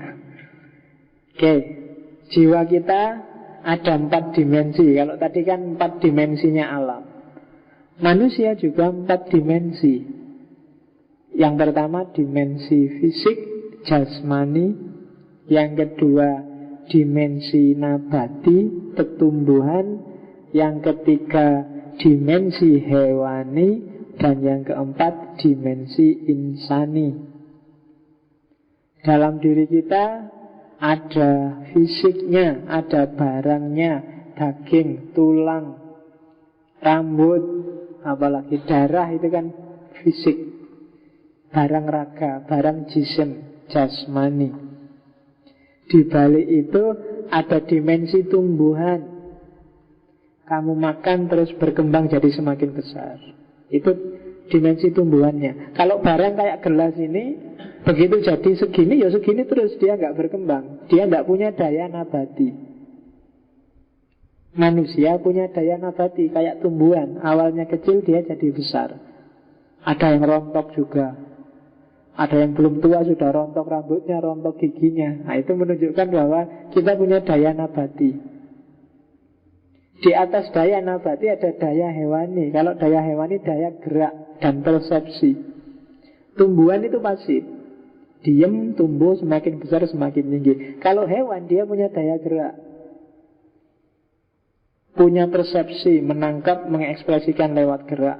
Lihat mangsa dikejar, lihat pingin naik, pingin turun, pingin jalan-jalan, itu hewan, daya gerak. Kalau tumbuhan enggak. Kalau tumbuhan itu diam dan yang penting tambah besar. Jadi kalau kamu misalnya males-malesan, males pak, mau ngapa-ngapain males, pokoknya diem aja, yang penting makan dan gemuk. Nah, itu daya tumbuhan. Berarti dalam dirimu lebih dominan tumbuhannya. Tiap hari cuma di depan laptop, di depan TV, diem, melongo, nonton aja, waktunya makan, makan. Terus akhirnya, wah kamu tambah gemuk ya. Daya tumbuhan itu. Jadi kamu hidupnya kayak tumbuh-tumbuhan, gak ngapa-ngapain, ngeleset terus. Di atasnya itu ada daya hewani. Kamu suka touring, traveling, jalan-jalan. Itu sebenarnya yang mendorong itu daya dimensi, namanya dimensi hayawaniyun. Punya hasrat, punya ambisi, punya cita-cita, punya marah, punya tersinggung, punya itu hayawaniyun. Di atas hayawaniyun itu daya insani. Cirinya insani yang paling gampang adalah rasionalitas, akal. Jadi itu saja yang paling membedakan manusia dengan semua makhluk yang lain yang di bawahnya. Jadi begitu kamu kehilangan akal, males mikir, tapi nyak-nyakan kesana kemari sakarepe dhewe, itu hewan yang hidup.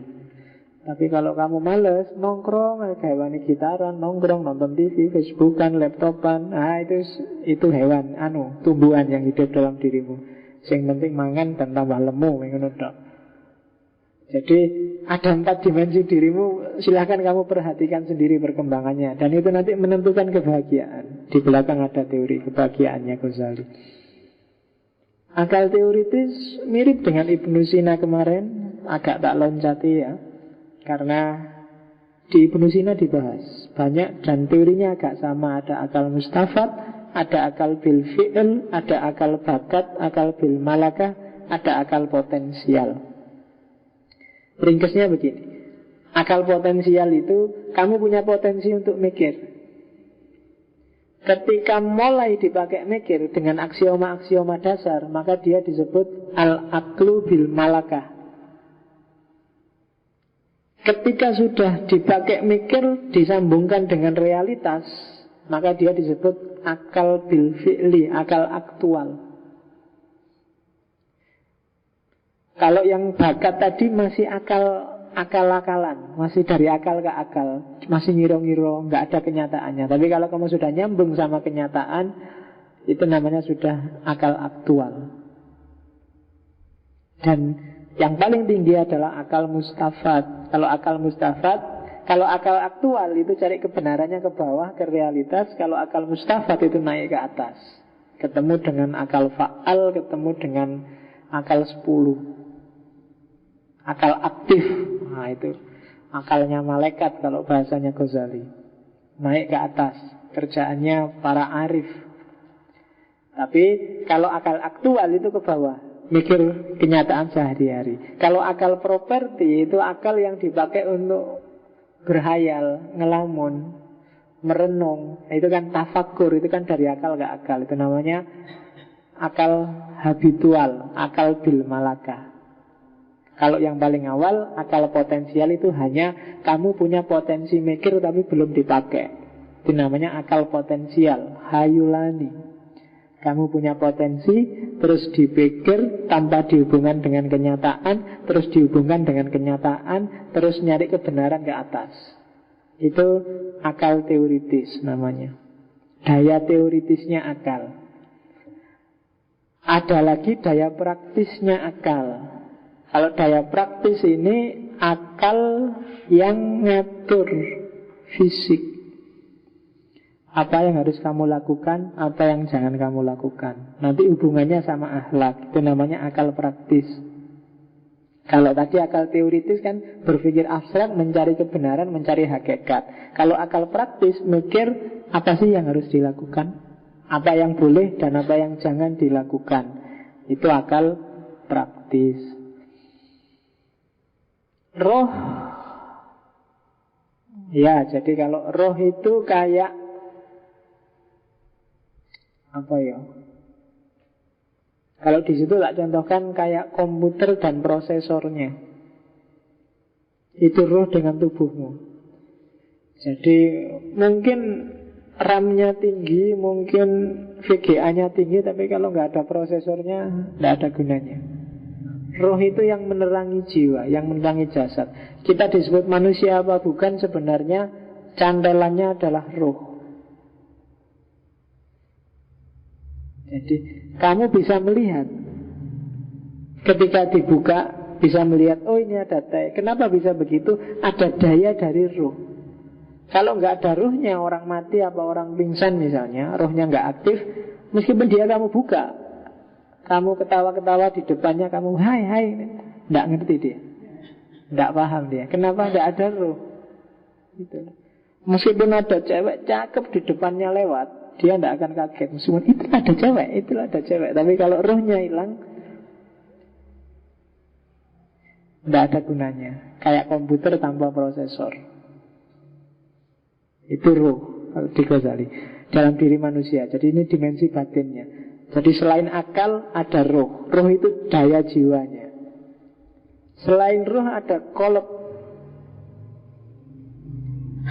Jadi qalb ini kalau dalam bahasa sehari-hari mungkin kamu menyebutnya nurani. Ada qalb fisik, ada qalb non fisik. Qalb fisik itu yang kamu sebut jantung. Qalb non fisik itu tidak sama dengan jantung, tapi dia tinggalnya ada hubungannya dengan jantung yang fisik. Itu dalam analisisnya Ghazali. Jadi dan nurani ini menentukan baik buruknya hidupmu.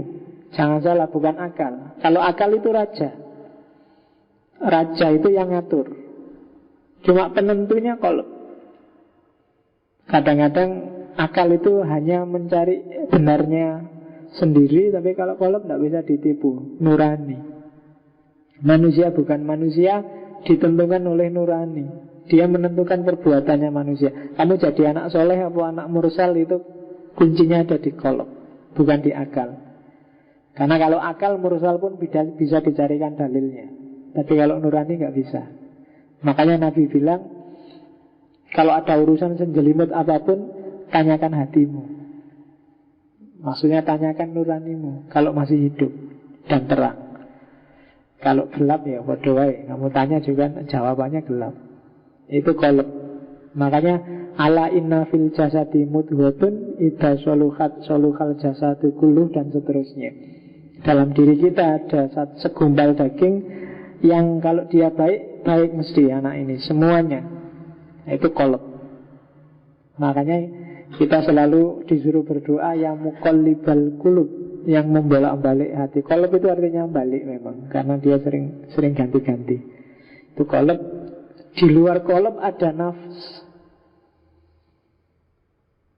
Kalau nafas itu kalau bahasa Indonesianya ya gampang-gampangnya nafsu, hasrat. Nafas penting karena kalau nggak ada nafas kamu tidak akan gerak. Tanpa hasrat, tanpa keinginan, tanpa pendorong yang namanya nafas, kita akan pasif. Cuma nafas harus disetir oleh akal dan dijaga oleh hati, oleh nurani. Kalau enggak dia jadi liar dan enggak akan jadi mutmainnah. Yang bisa bikin dia mutmainnah tadi kombinasi yang mengendalikan antara nurani dan akal. Makanya nafasmu harus jadi mutmainnah. Kalau belum mutmainnah kamu enggak akan bisa ketemu Allah. Enggak bisa irji'i ila rabbiki. Itu nafas. Jadi hasrat, ya nafsu kalau kamu menerjemahkannya. Ya meskipun nafsu bukan sekedar nafsu itu, tapi nafsu makan, nafsu maju, nafsu berkembang, itu semua nafsu. Kalau nggak dikendalikan jelek. Harus dituruti tapi tidak liar. Makan itu ya tapi tidak dibiarkan, harus dikendalikan oleh akal dan nuraninya. Dikendalikan oleh akal, misalnya jangan makan banyak-banyak. Kalau kebanyakan kamu malah bunuh diri. Akal yang mengendalikan, meskipun itu enak. Atau nuraninya, mbok jangan makan banyak-banyak, temanmu belum makan sejak pagi, itu nurani. Kalau dibiarkan liar, nafsu itu bahaya. Bahwa kamu suka dengan lawan jenis, ya, tapi jangan liar. Kalau liar akan makan dirimu sendiri, tidak akan mutmainnah.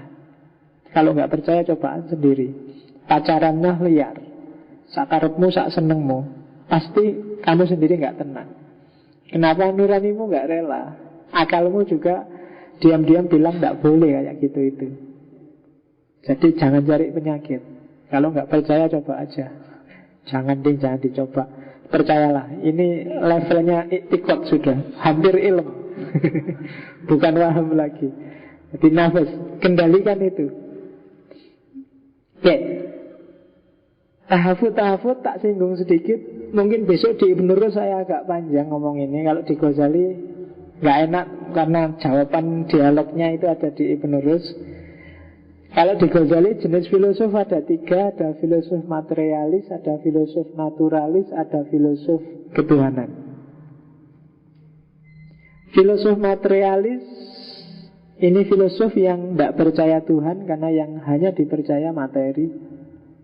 Alam ini sangat tidak ada penciptanya, hanya dia saling mempengaruhi, kemudian muncul macam-macam seperti ini. Itu materialis. Sampai modern, postmodern masih hidup kelompok yang disebut dahriyun, materialis. Di atas materialis ada namanya tabiiyun, naturalis. Orang naturalis ini lebih tinggi daripada materialis karena dia ketemu Tuhan. Cuma dia belum ketemu Allah, belum ketemu Rasul, belum ketemu, itu kelompok naturalis. Kayak misalnya filosof yang bilang alam ini pasti ada penciptanya, karena segala sesuatu ada sebabnya. Dari sebab puncaknya itu Allah. Oh, puncaknya itu Tuhan, berarti Tuhan itu ada. Naturalis hanya sampai ini. Percaya bahwa ada Tuhan. Dan alam ini bukan Tuhan yang ngatur, dia ada hukumnya sendiri. Tuhan hanya penyebabnya aja. Tuhan kayak tukang bikin jam. Setelah alamnya jadi, Tuhan itu sekarang santai-santai. Alam sudah ada hukumnya sendiri. Ya mungkin Tuhan di kantornya sekarang nonton-nonton TV lah, nunggu kiamat. Nanti kalau kiamat tinggal menghisap kamu kan gitu. Tuhan dibayangkan kayak tukang bikin jam. Kalau jam itu kan kalau sudah jadi kan, yang bikin jam peduli amat, dia sudah jalan dengan aturannya sendiri. Nah, filosof ini namanya filosof naturalis, tabiiyun. Dan ada yang ketiga, ilahiyun. Nah, ini kelompok metafisik. Kalau di Ghazali ya Sokrates, Plato, Aristoteles itu sebenarnya masuk ilahiyun. Filosof yang percaya Tuhan dengan segala sistemnya. Dan dua orang ini nanti yang diwarisi oleh Ibnu Sina dan Farabi, dan nanti dikritik beberapa di antaranya oleh Ghazali di Tahaffudzul Falasifah. Bagi Ghazali, pikirannya filosof itu ada tiga. Yang pertama biasa, boleh. Yang kedua bid'ah. Yang ketiga kafir. Kenapa kok Ghazali bilang gini? Ya karena dia ingin targetnya dia tidak sekedar bebas mikir, tapi mikir yang sesuai dengan agama. Sehingga dalam cermatannya Ghazali ada beberapa pikirannya para filosof yang nabrak akidah. Kalau di Ghazali yang kufur 3. Jadi kalau teman-teman nanti baca buku Tahaffudzul Falasifah, saya tidak tahu ya, yang saya ngerti yang ada terjemahannya tahafud. Kalau Tahaffudzul Falasifah nggak terlalu tebal. Tahaffudzul Falasifah itu isinya 20 problem filsafat yang digugat oleh Ghazali. Yang itu kebanyakan pikiran-pikirannya Ibnu Sina. Dari 20 itu, yang 3 bagi Ghazali bikin orang kafir. 20 itu sekitar 100 sekian halaman. Seperempatnya hanya dipakai untuk bahas isu kodimnya alam. Kalau nanti teman-teman baca Tahaffudzul Falasifah, jadi tentang kodimnya alam itu panjang sekali. Nanti sisanya yang 19 itu pendek-pendek, paling sehalaman 2 halaman itu aja. Itu Tahaffudzul Falasifah. Nanti kalau sudah sampai di Ibnu Rus, kita akan lihat lebih detail apa itu. Sebenarnya yang dikritik oleh Ghazali hanya 3 ini yang dianggapnya agak membawa orang pada kekufuran. Yang pertama kodimnya alam. Kalau kemarin kan para filosof agak berat kalau alam ini diciptakan dari nggak ada apa-apa. Harus ada materinya, meskipun materi itu hanya potensi. Nah kalau Ghazali nggak boleh ada sesuatu pun, harus segala sesuatu pendahulunya Allah. Nggak boleh ada yang sejajar dari segi waktu dengan Allah. Maka bahannya alam itu kodim. Kalau di para filosof, dan itu yang bagi Ghazali tidak bisa. Kalau ada yang bilang kayak gitu berarti dia kufur. Karena ada 2 kodim. Satu-satunya yang boleh kodim hanya Allah. Dan itu panjang dia ngomong itu, kodimnya alam. Meskipun nanti dibantah oleh Ibnu Rus. Makanya saya nggak bahas sekarang. Sekalian aja besok kita lihat bantahannya Ibnu Rus seperti apa. Ada titik-titik yang Ghazali salah paham dengan Ibnu Sina. Termasuk tentang yang kedua, bahwa Tuhan itu nggak ngerti yang detail kecil-kecil. Tuhan ngertinya global aja. Tuhan ngertinya bahwa kamu besok masuk neraka, kamu ini orang pinter, kamu yang detail-detail bahwa hari ini jam 9:40 aku garuk-garuk gini, itu nggak ada dalam perbendaharaan ilmunya Tuhan yang detail-detail gini. Tapi hari yang besar-besar umum-umum bahwa kapan aku nanti akan jadi orang pinter, orang baik, orang masuk surga, itu Allah ngerti yang besar-besar. Tapi yang detail kecil-kecil nggak ngerti. Itu beberapa filosof peritatetik seperti Farabi, Ibnu Sina mengindikasikan ke sana dan dibantah oleh Ghazali. Nggak bisa dong kalau kayak gitu, bisa kufur loh. Terus kebangkitan jasmani tidak ada. Kayak kemarin di Ibnu Sina bahwa jasad itu ya sudah mengurai, sudah rusak, nggak bangkit lagi. Yang bangkit itu jiwanya. Toh siksaan dan balasan itu kan yang merasakan enak dan tidak enak itu jiwa, bukan fisik. Nah terus kalau Ghazali Nggak bisa. Karena ayatnya tegas bahwa fisik juga dibangkitkan. Bukan diciptakan ulang, dibangkitkan. Ya fisikmu itu besok yang akan dihisab oleh Allah. Dan ini urusannya akidah. Kalau di Ghazali, ya mungkin rasional, tapi karena tabrakan sama akidah ya dia bikin kufur. Tidak boleh, harus ada batasnya berfilsafat. Nah itu tahafutul falasifah. Terus yang dahsyat dari Ghazali yang banyak dibahas orang adalah kausalitas. Ghazali seperti David Hume, dia anti kausalitas. Cuma beda dengan David Hume, kalau di Ghazali anti kausalitas itu karena masih ada Tuhan. Kalau di David Hume, misalnya kalau air dipanaskan maka dia akan mendidih. Itu David Hume bukan kok api atau panas bikin air mendidih, tapi peristiwa panasnya api dan air mendidih itu berjalan beriringan. Tapi bukan sebab akibat. Kalau di Ghazali masalahnya bukan itu. Ketika orang percaya total dengan sebab akibat, maka seolah-olah Allah itu tidak ada.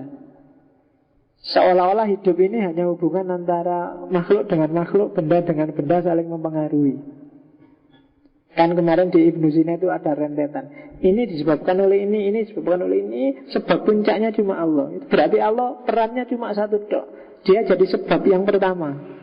Setelah itu kan yang lain disebabkan oleh sebab-sebab selanjutnya. Dan Ghazali nggak percaya kayak gitu. Itu namanya kita mem-PHK Tuhan. Tuhan jadi nganggur, nggak ngapa-ngapain. Dia bikin pertama tok, urusan selanjutnya biar diurusi makhluk. Nggak mungkin Tuhan kayak gitu. Tuhan selalu intervensi kok, jangan khawatir. Bahwa ada hukum alam iya, tapi dia tidak pasti. Kenapa? Karena ada Tuhan. Ini sebenarnya bau asy'arinya sangat kental. Jadi tidak bisa kita bilang api itu membakar, obat itu menyembuhkan, roti itu mengenyangkan. Tidak. Bahwa kamu makan roti, ya kewajibanmu. Cuma yang bikin kenyang kamu bukan rotinya, tapi Allah. Yang bikin rumah itu terbakar bukan apinya, tapi Allah. Kamu loncat dari lantai 30, itu yang bikin kamu mati kan bukan loncatnya, tapi Allah. Nah itu anti kausalitasnya Ghazali. Ya tidak salah, cuma angle-nya aja agak beda. Kita kan ya ngerti sih yang diomongkan Ghazali gitu, tapi kan apa ya begitu cara membacanya kan gitu. Jadi kalau di Ghazali jangan khawatir, Tuhan bisa intervensi kok. Kamu misalnya melihat dirimu di kaca, waduh aku kok jelek banget ya wajahku, ini aduh apa ya laku, atau jangan khawatir. Secara sunatullah mungkin gak laku, tapi ada Allah. Kan gitu mikirnya, jangan khawatir. Allah bisa anytime intervensi, jangan khawatir. Aku wah iki lulusku suwi iki mesti IP ku masih segini, masih banyak yang belum lulus masih. Ayo DO mesti aku ini. Jangan khawatir.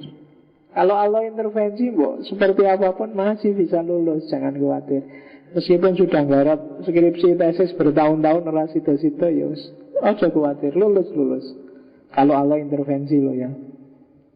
Itu katanya Ghazali, maka saya tidak percaya sebab akibat itu. Orang dipenggal kepalanya sekalipun, kalau Allah tidak mengizinkan dia mati, tidak mati. Itu Ghazali. Kamu loncat dari lantai 30 kayak tadi sekalipun, ya kalau Allah belum menakdirkan saatnya mati, tidak mati. Mungkin pas kamu loncat kamu tiba-tiba kecantol di cuma lantai 29 jadi nggak nyampe bawah, bisa aja. Atau pas nyampe bawah kok bareng ada truk yang bawa kasur banyak, karena mau jualan kasur kan pas. Wah, bisa jadi begitu. Nah itu, maka dia anti kausalitas. Tidak ada sebab akibat yang pasti itu.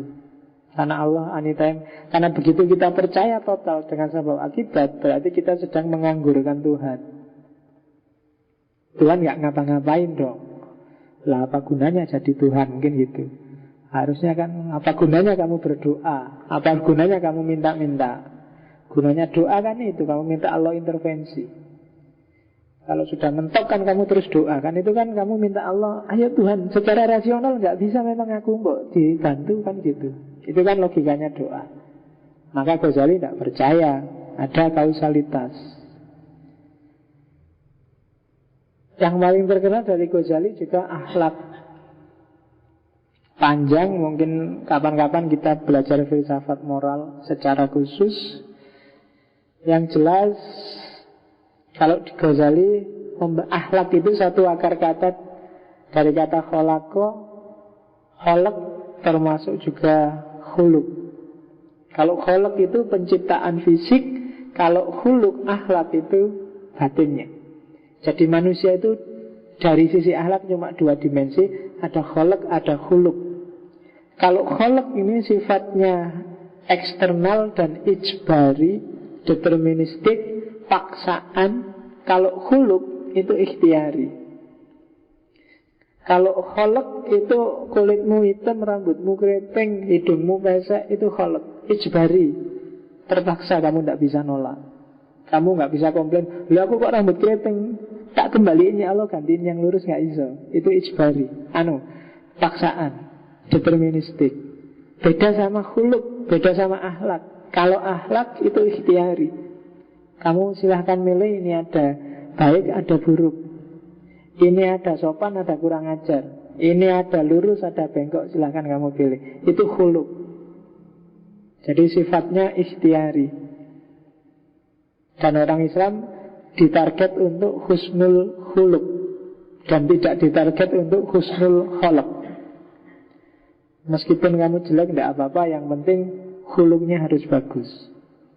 Itu targetnya seorang muslim. Jadi kamu jangan minder kalau kamu jelek. Besok kamu nggak ditanyain malaikat. Tapi kalau khulukmu yang jelek, kamu bisa dikentungi sama malaikat. Malaikat nggak akan, "Kamu kok nggak pernah mandi, baumu nggak enak, sudah hitam keriting, nggak mandi lagi." Nggak, malaikat nggak tanya itu.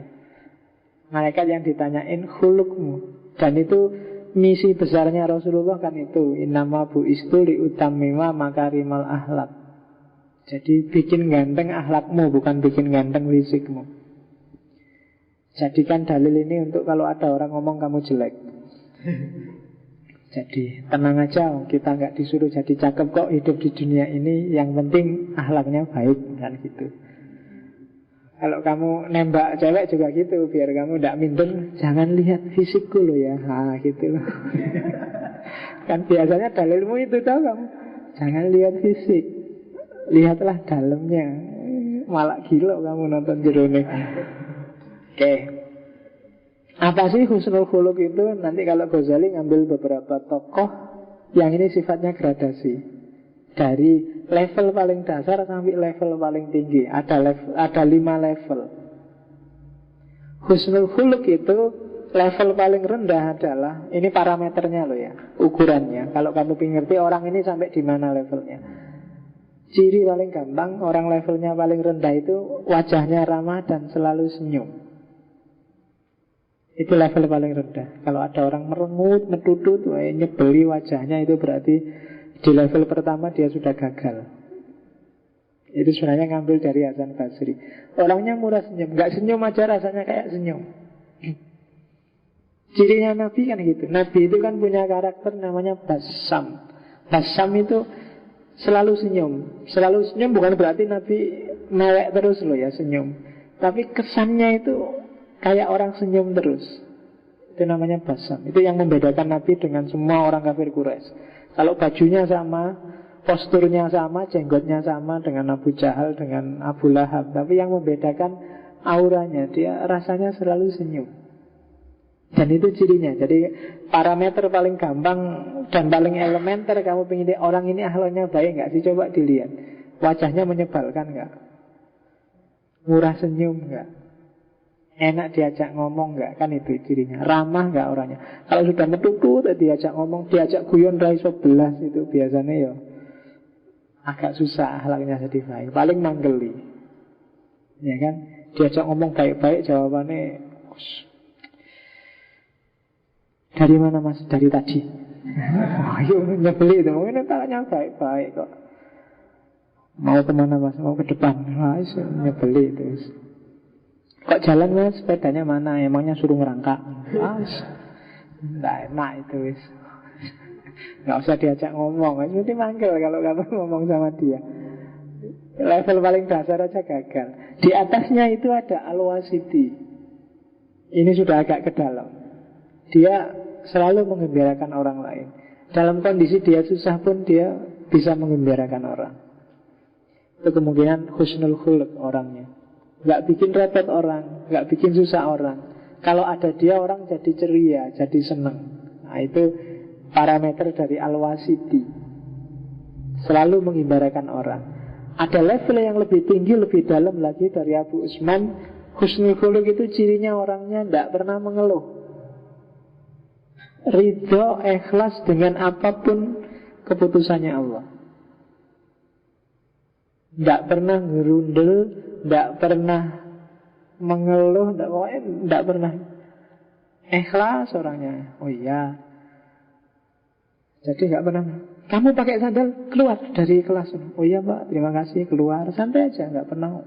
Pakai sandal aja, nggak Pak, dia nggak bisa. Dia nggak pernah. Kan hari ini hampir semua orang di Indonesia mengeluh, menuntut. Itu berarti akhlaknya masih jauh. Ya kan, marah-marah, mengeluh, menuntut, nggak terima, ingin menuntut haknya, keinginannya, ya berarti belum. Yang keempat adalah daya menahan dirinya kuat, bersikap sayang pada orang lain, menyebarkan kasih sayang, gampang memaafkan. Kalau ada orang salah, ya sudah, kamu saya maafkan, tak doain semoga masuk surga. Syukur-syukur masuk surganya sekarang. Ya itu berarti ikundungake mati nek ngono kuwi. Oke, jadi sanggup menahan diri, tidak gampang marah. Itu al-surtan. Dan yang terakhir, cirinya orang husnul khuluq, puncaknya orang husnul khuluq adalah orang yang tidak ingin apa-apa. Satu-satunya yang diinginkan hanya Allah. IP-nya tinggi, ya tidak apa-apa. IP tinggi bukan tujuan akhir. Punya pacar cakep bukan tujuan akhir. Apa-apa enggak. Tujuannya, cita-citanya cuma satu, hanya Allah. Itu berarti sudah puncak dari husnul khuluq. Oke, terakhir. Ini tadi apa yang kelewatan? Kebahagiaan. Tadi hubungannya sama dimensi tadi loh. Apa sih kebahagiaan bagimu? Itu menentukan siapa kamu. Kalau kamu yang membuat kamu bahagia, kalau makan enak, tidur nyenyak, hasratmu terpenuhi semua. Ini sebenarnya tak kutip terjemahan langsung dari Ghazali. Maka sebenarnya kamu adalah binatang. Binatang itu bahagianya memang dari makan enak, tidur nyenyak. Apalagi kalau bahagiamu, kamu seneng kalau menyengsarakan orang. Berarti kamu gak cuma binatang, tapi binatang buas. Kalau kamu bahagia dengan parameter itu, berarti level hidupmu masih level binatang. Ada juga level setan. Kebahagiaan level setan itu kamu seneng luar biasa kalau kamu sukses ngapusi orang, sukses memanipulasi orang, sukses mendominasi orang, sukses. Ayo, berarti kamu golongannya setan. Seneng aku sudah sukses bikin dia ketipu. Itu setan itu sudah. Lihat temennya sengsara seneng luar biasa, itu berarti kamu sedang berpola setan. Dan kebahagiaan level selanjutnya adalah kebahagiaan level malaikat. Kebahagiaan level malaikat itu, ya kalau yang kita anggap indah dan menyenangkan adalah semua yang berhubungan dan diridhoi oleh Tuhan. Itu level malaikat. Tidak apa-apalah aku disia-sia, yang penting Allah ridho padaku. Itu level malaikat. Tidak dikasih teh juga tidak apa-apa, tidak dikasih bayaran juga tidak apa-apa, ikhlas, yang penting Allah ridho padaku. Itu malaikat, level yang tinggi. Atau model setan. Kalau model setan itu manipulasi. Ini jamaah tak apusi wae, padahal Ghazali nggak gini loh, itu aku cuma bohong. Ternyata ya manut. Seneng aku bisa ngapusi. Itu setan. hanya untuk bikin temenmu sengsara dan kamu senang dengan itu. Syukur enggak kamu? Nah itu kebahagiaan level setan. Orang susah kok kamu malah bersyukur. Atau level binatang. Level binatang itu bahagia kalau kamu bisa makan, bisa, pokoknya semua hasratmu terpenuhi. Itu binatang. Sebenarnya ada yang lebih rendah dari itu, seperti tak bilang tadi, kebahagiaan level tumbuhan. Kalau kamu bebas males, bebas nongkrong, yang penting mangan dan gemuk, nah itu kebahagiaan level tumbuhan. Level yang ketiga. Oke, terakhir ini sebenarnya tadi nggak sengaja tak ambil dari Ihya, itu ada hadis yang bagus yang sering jadi penyakitnya para penuntut ilmu hari ini, pembelajar. Itu penyakit kita, hati-hati. Man talabal ilma liyujadila bihil ulama wa yumariya bihi sufaha wa yasrifa bihi wujuhan nas ilaihi adkholahun nar. Barang siapa yang cari ilmu hanya untuk menang debat, melawan orang-orang pinter, hanya ingin dianggap pinter, ingin dianggap pinter ngomong, pinter debat, pinter diskusi, atau yumaria bi sufaha, untuk meninggikan dirinya di hadapan orang-orang bodoh. Aku ngerti filsafat sekarang. Sekarang ngerti apa kamu? Aku lebih ngerti daripada kamu sekarang. Aku rajin ngaji. Filsafat aku ngerti saiki. Kejawen aku ngerti. Islam Jawa ngerti aku. Tiap hari ngaji aku. Yumaria bi sufaha. Kamu meninggikan dirimu di hadapan orang. Atau waya serifa bihi wujuhan nas ilai, memalingkan wajahnya orang padamu, ingin terkenal, ingin masyhur dengan ilmumu. Aku pinter, kalau sudah pinter aku diundang orang kemana-mana, bisa tampil, bisa ngisi seminar, bisa ngisi diskusi, bisa, ingin jadi populer, ingin jadi terkenal. Maka kalau kamu 3 tujuan itu adkholahun nar, ujungnya kamu hanya ketemu sengsara. Maka hati-hati dengan niat. Saya itu belajar filsafat hanya ingin ngerti filsafat terus bisa debat sama orang filsafat yang sering-sering sombong itu loh Pak. Itu berarti liyujadila bil ulama. Kamu hanya ingin debat, ingin merasa bisa menandingi orang lain yang lebih pintar, atau bisa sombong di hadapan orang-orang bodoh, atau ingin populer. Hati-hati. Saya ingin ngerti teorinya Pak, nanti tak tulis di Facebook biar banyak yang muji aku. Itu wayasrifa bihi wujuhan nas ilaihi. Hati-hati, hanya ingin dapat pujian. Tiga-tiganya ujungnya neraka. Jadi sekarang banyak kajian-kajian, banyak ngaji, niatnya ayo dilurusin. Jadi tetap lillahi ta'ala puncaknya.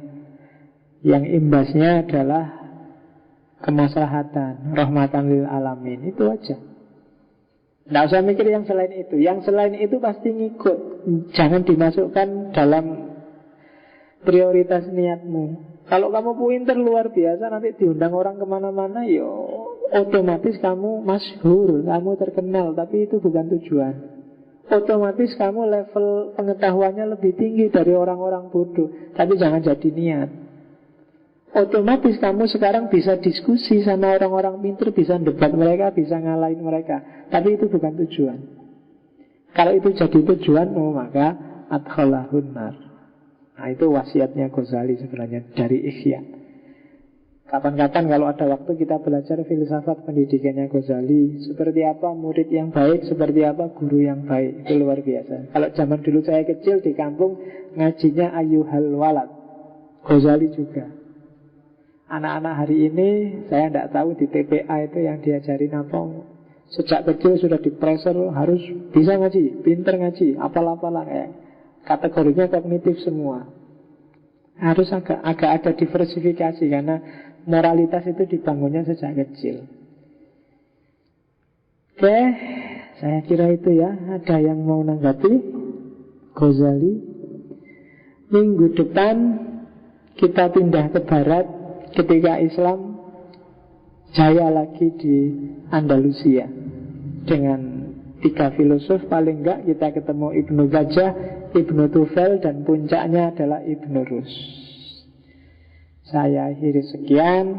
Wallahul muwaffiq, wallahu a'lam bishawab. Wassalamualaikum warahmatullahi wabarakatuh.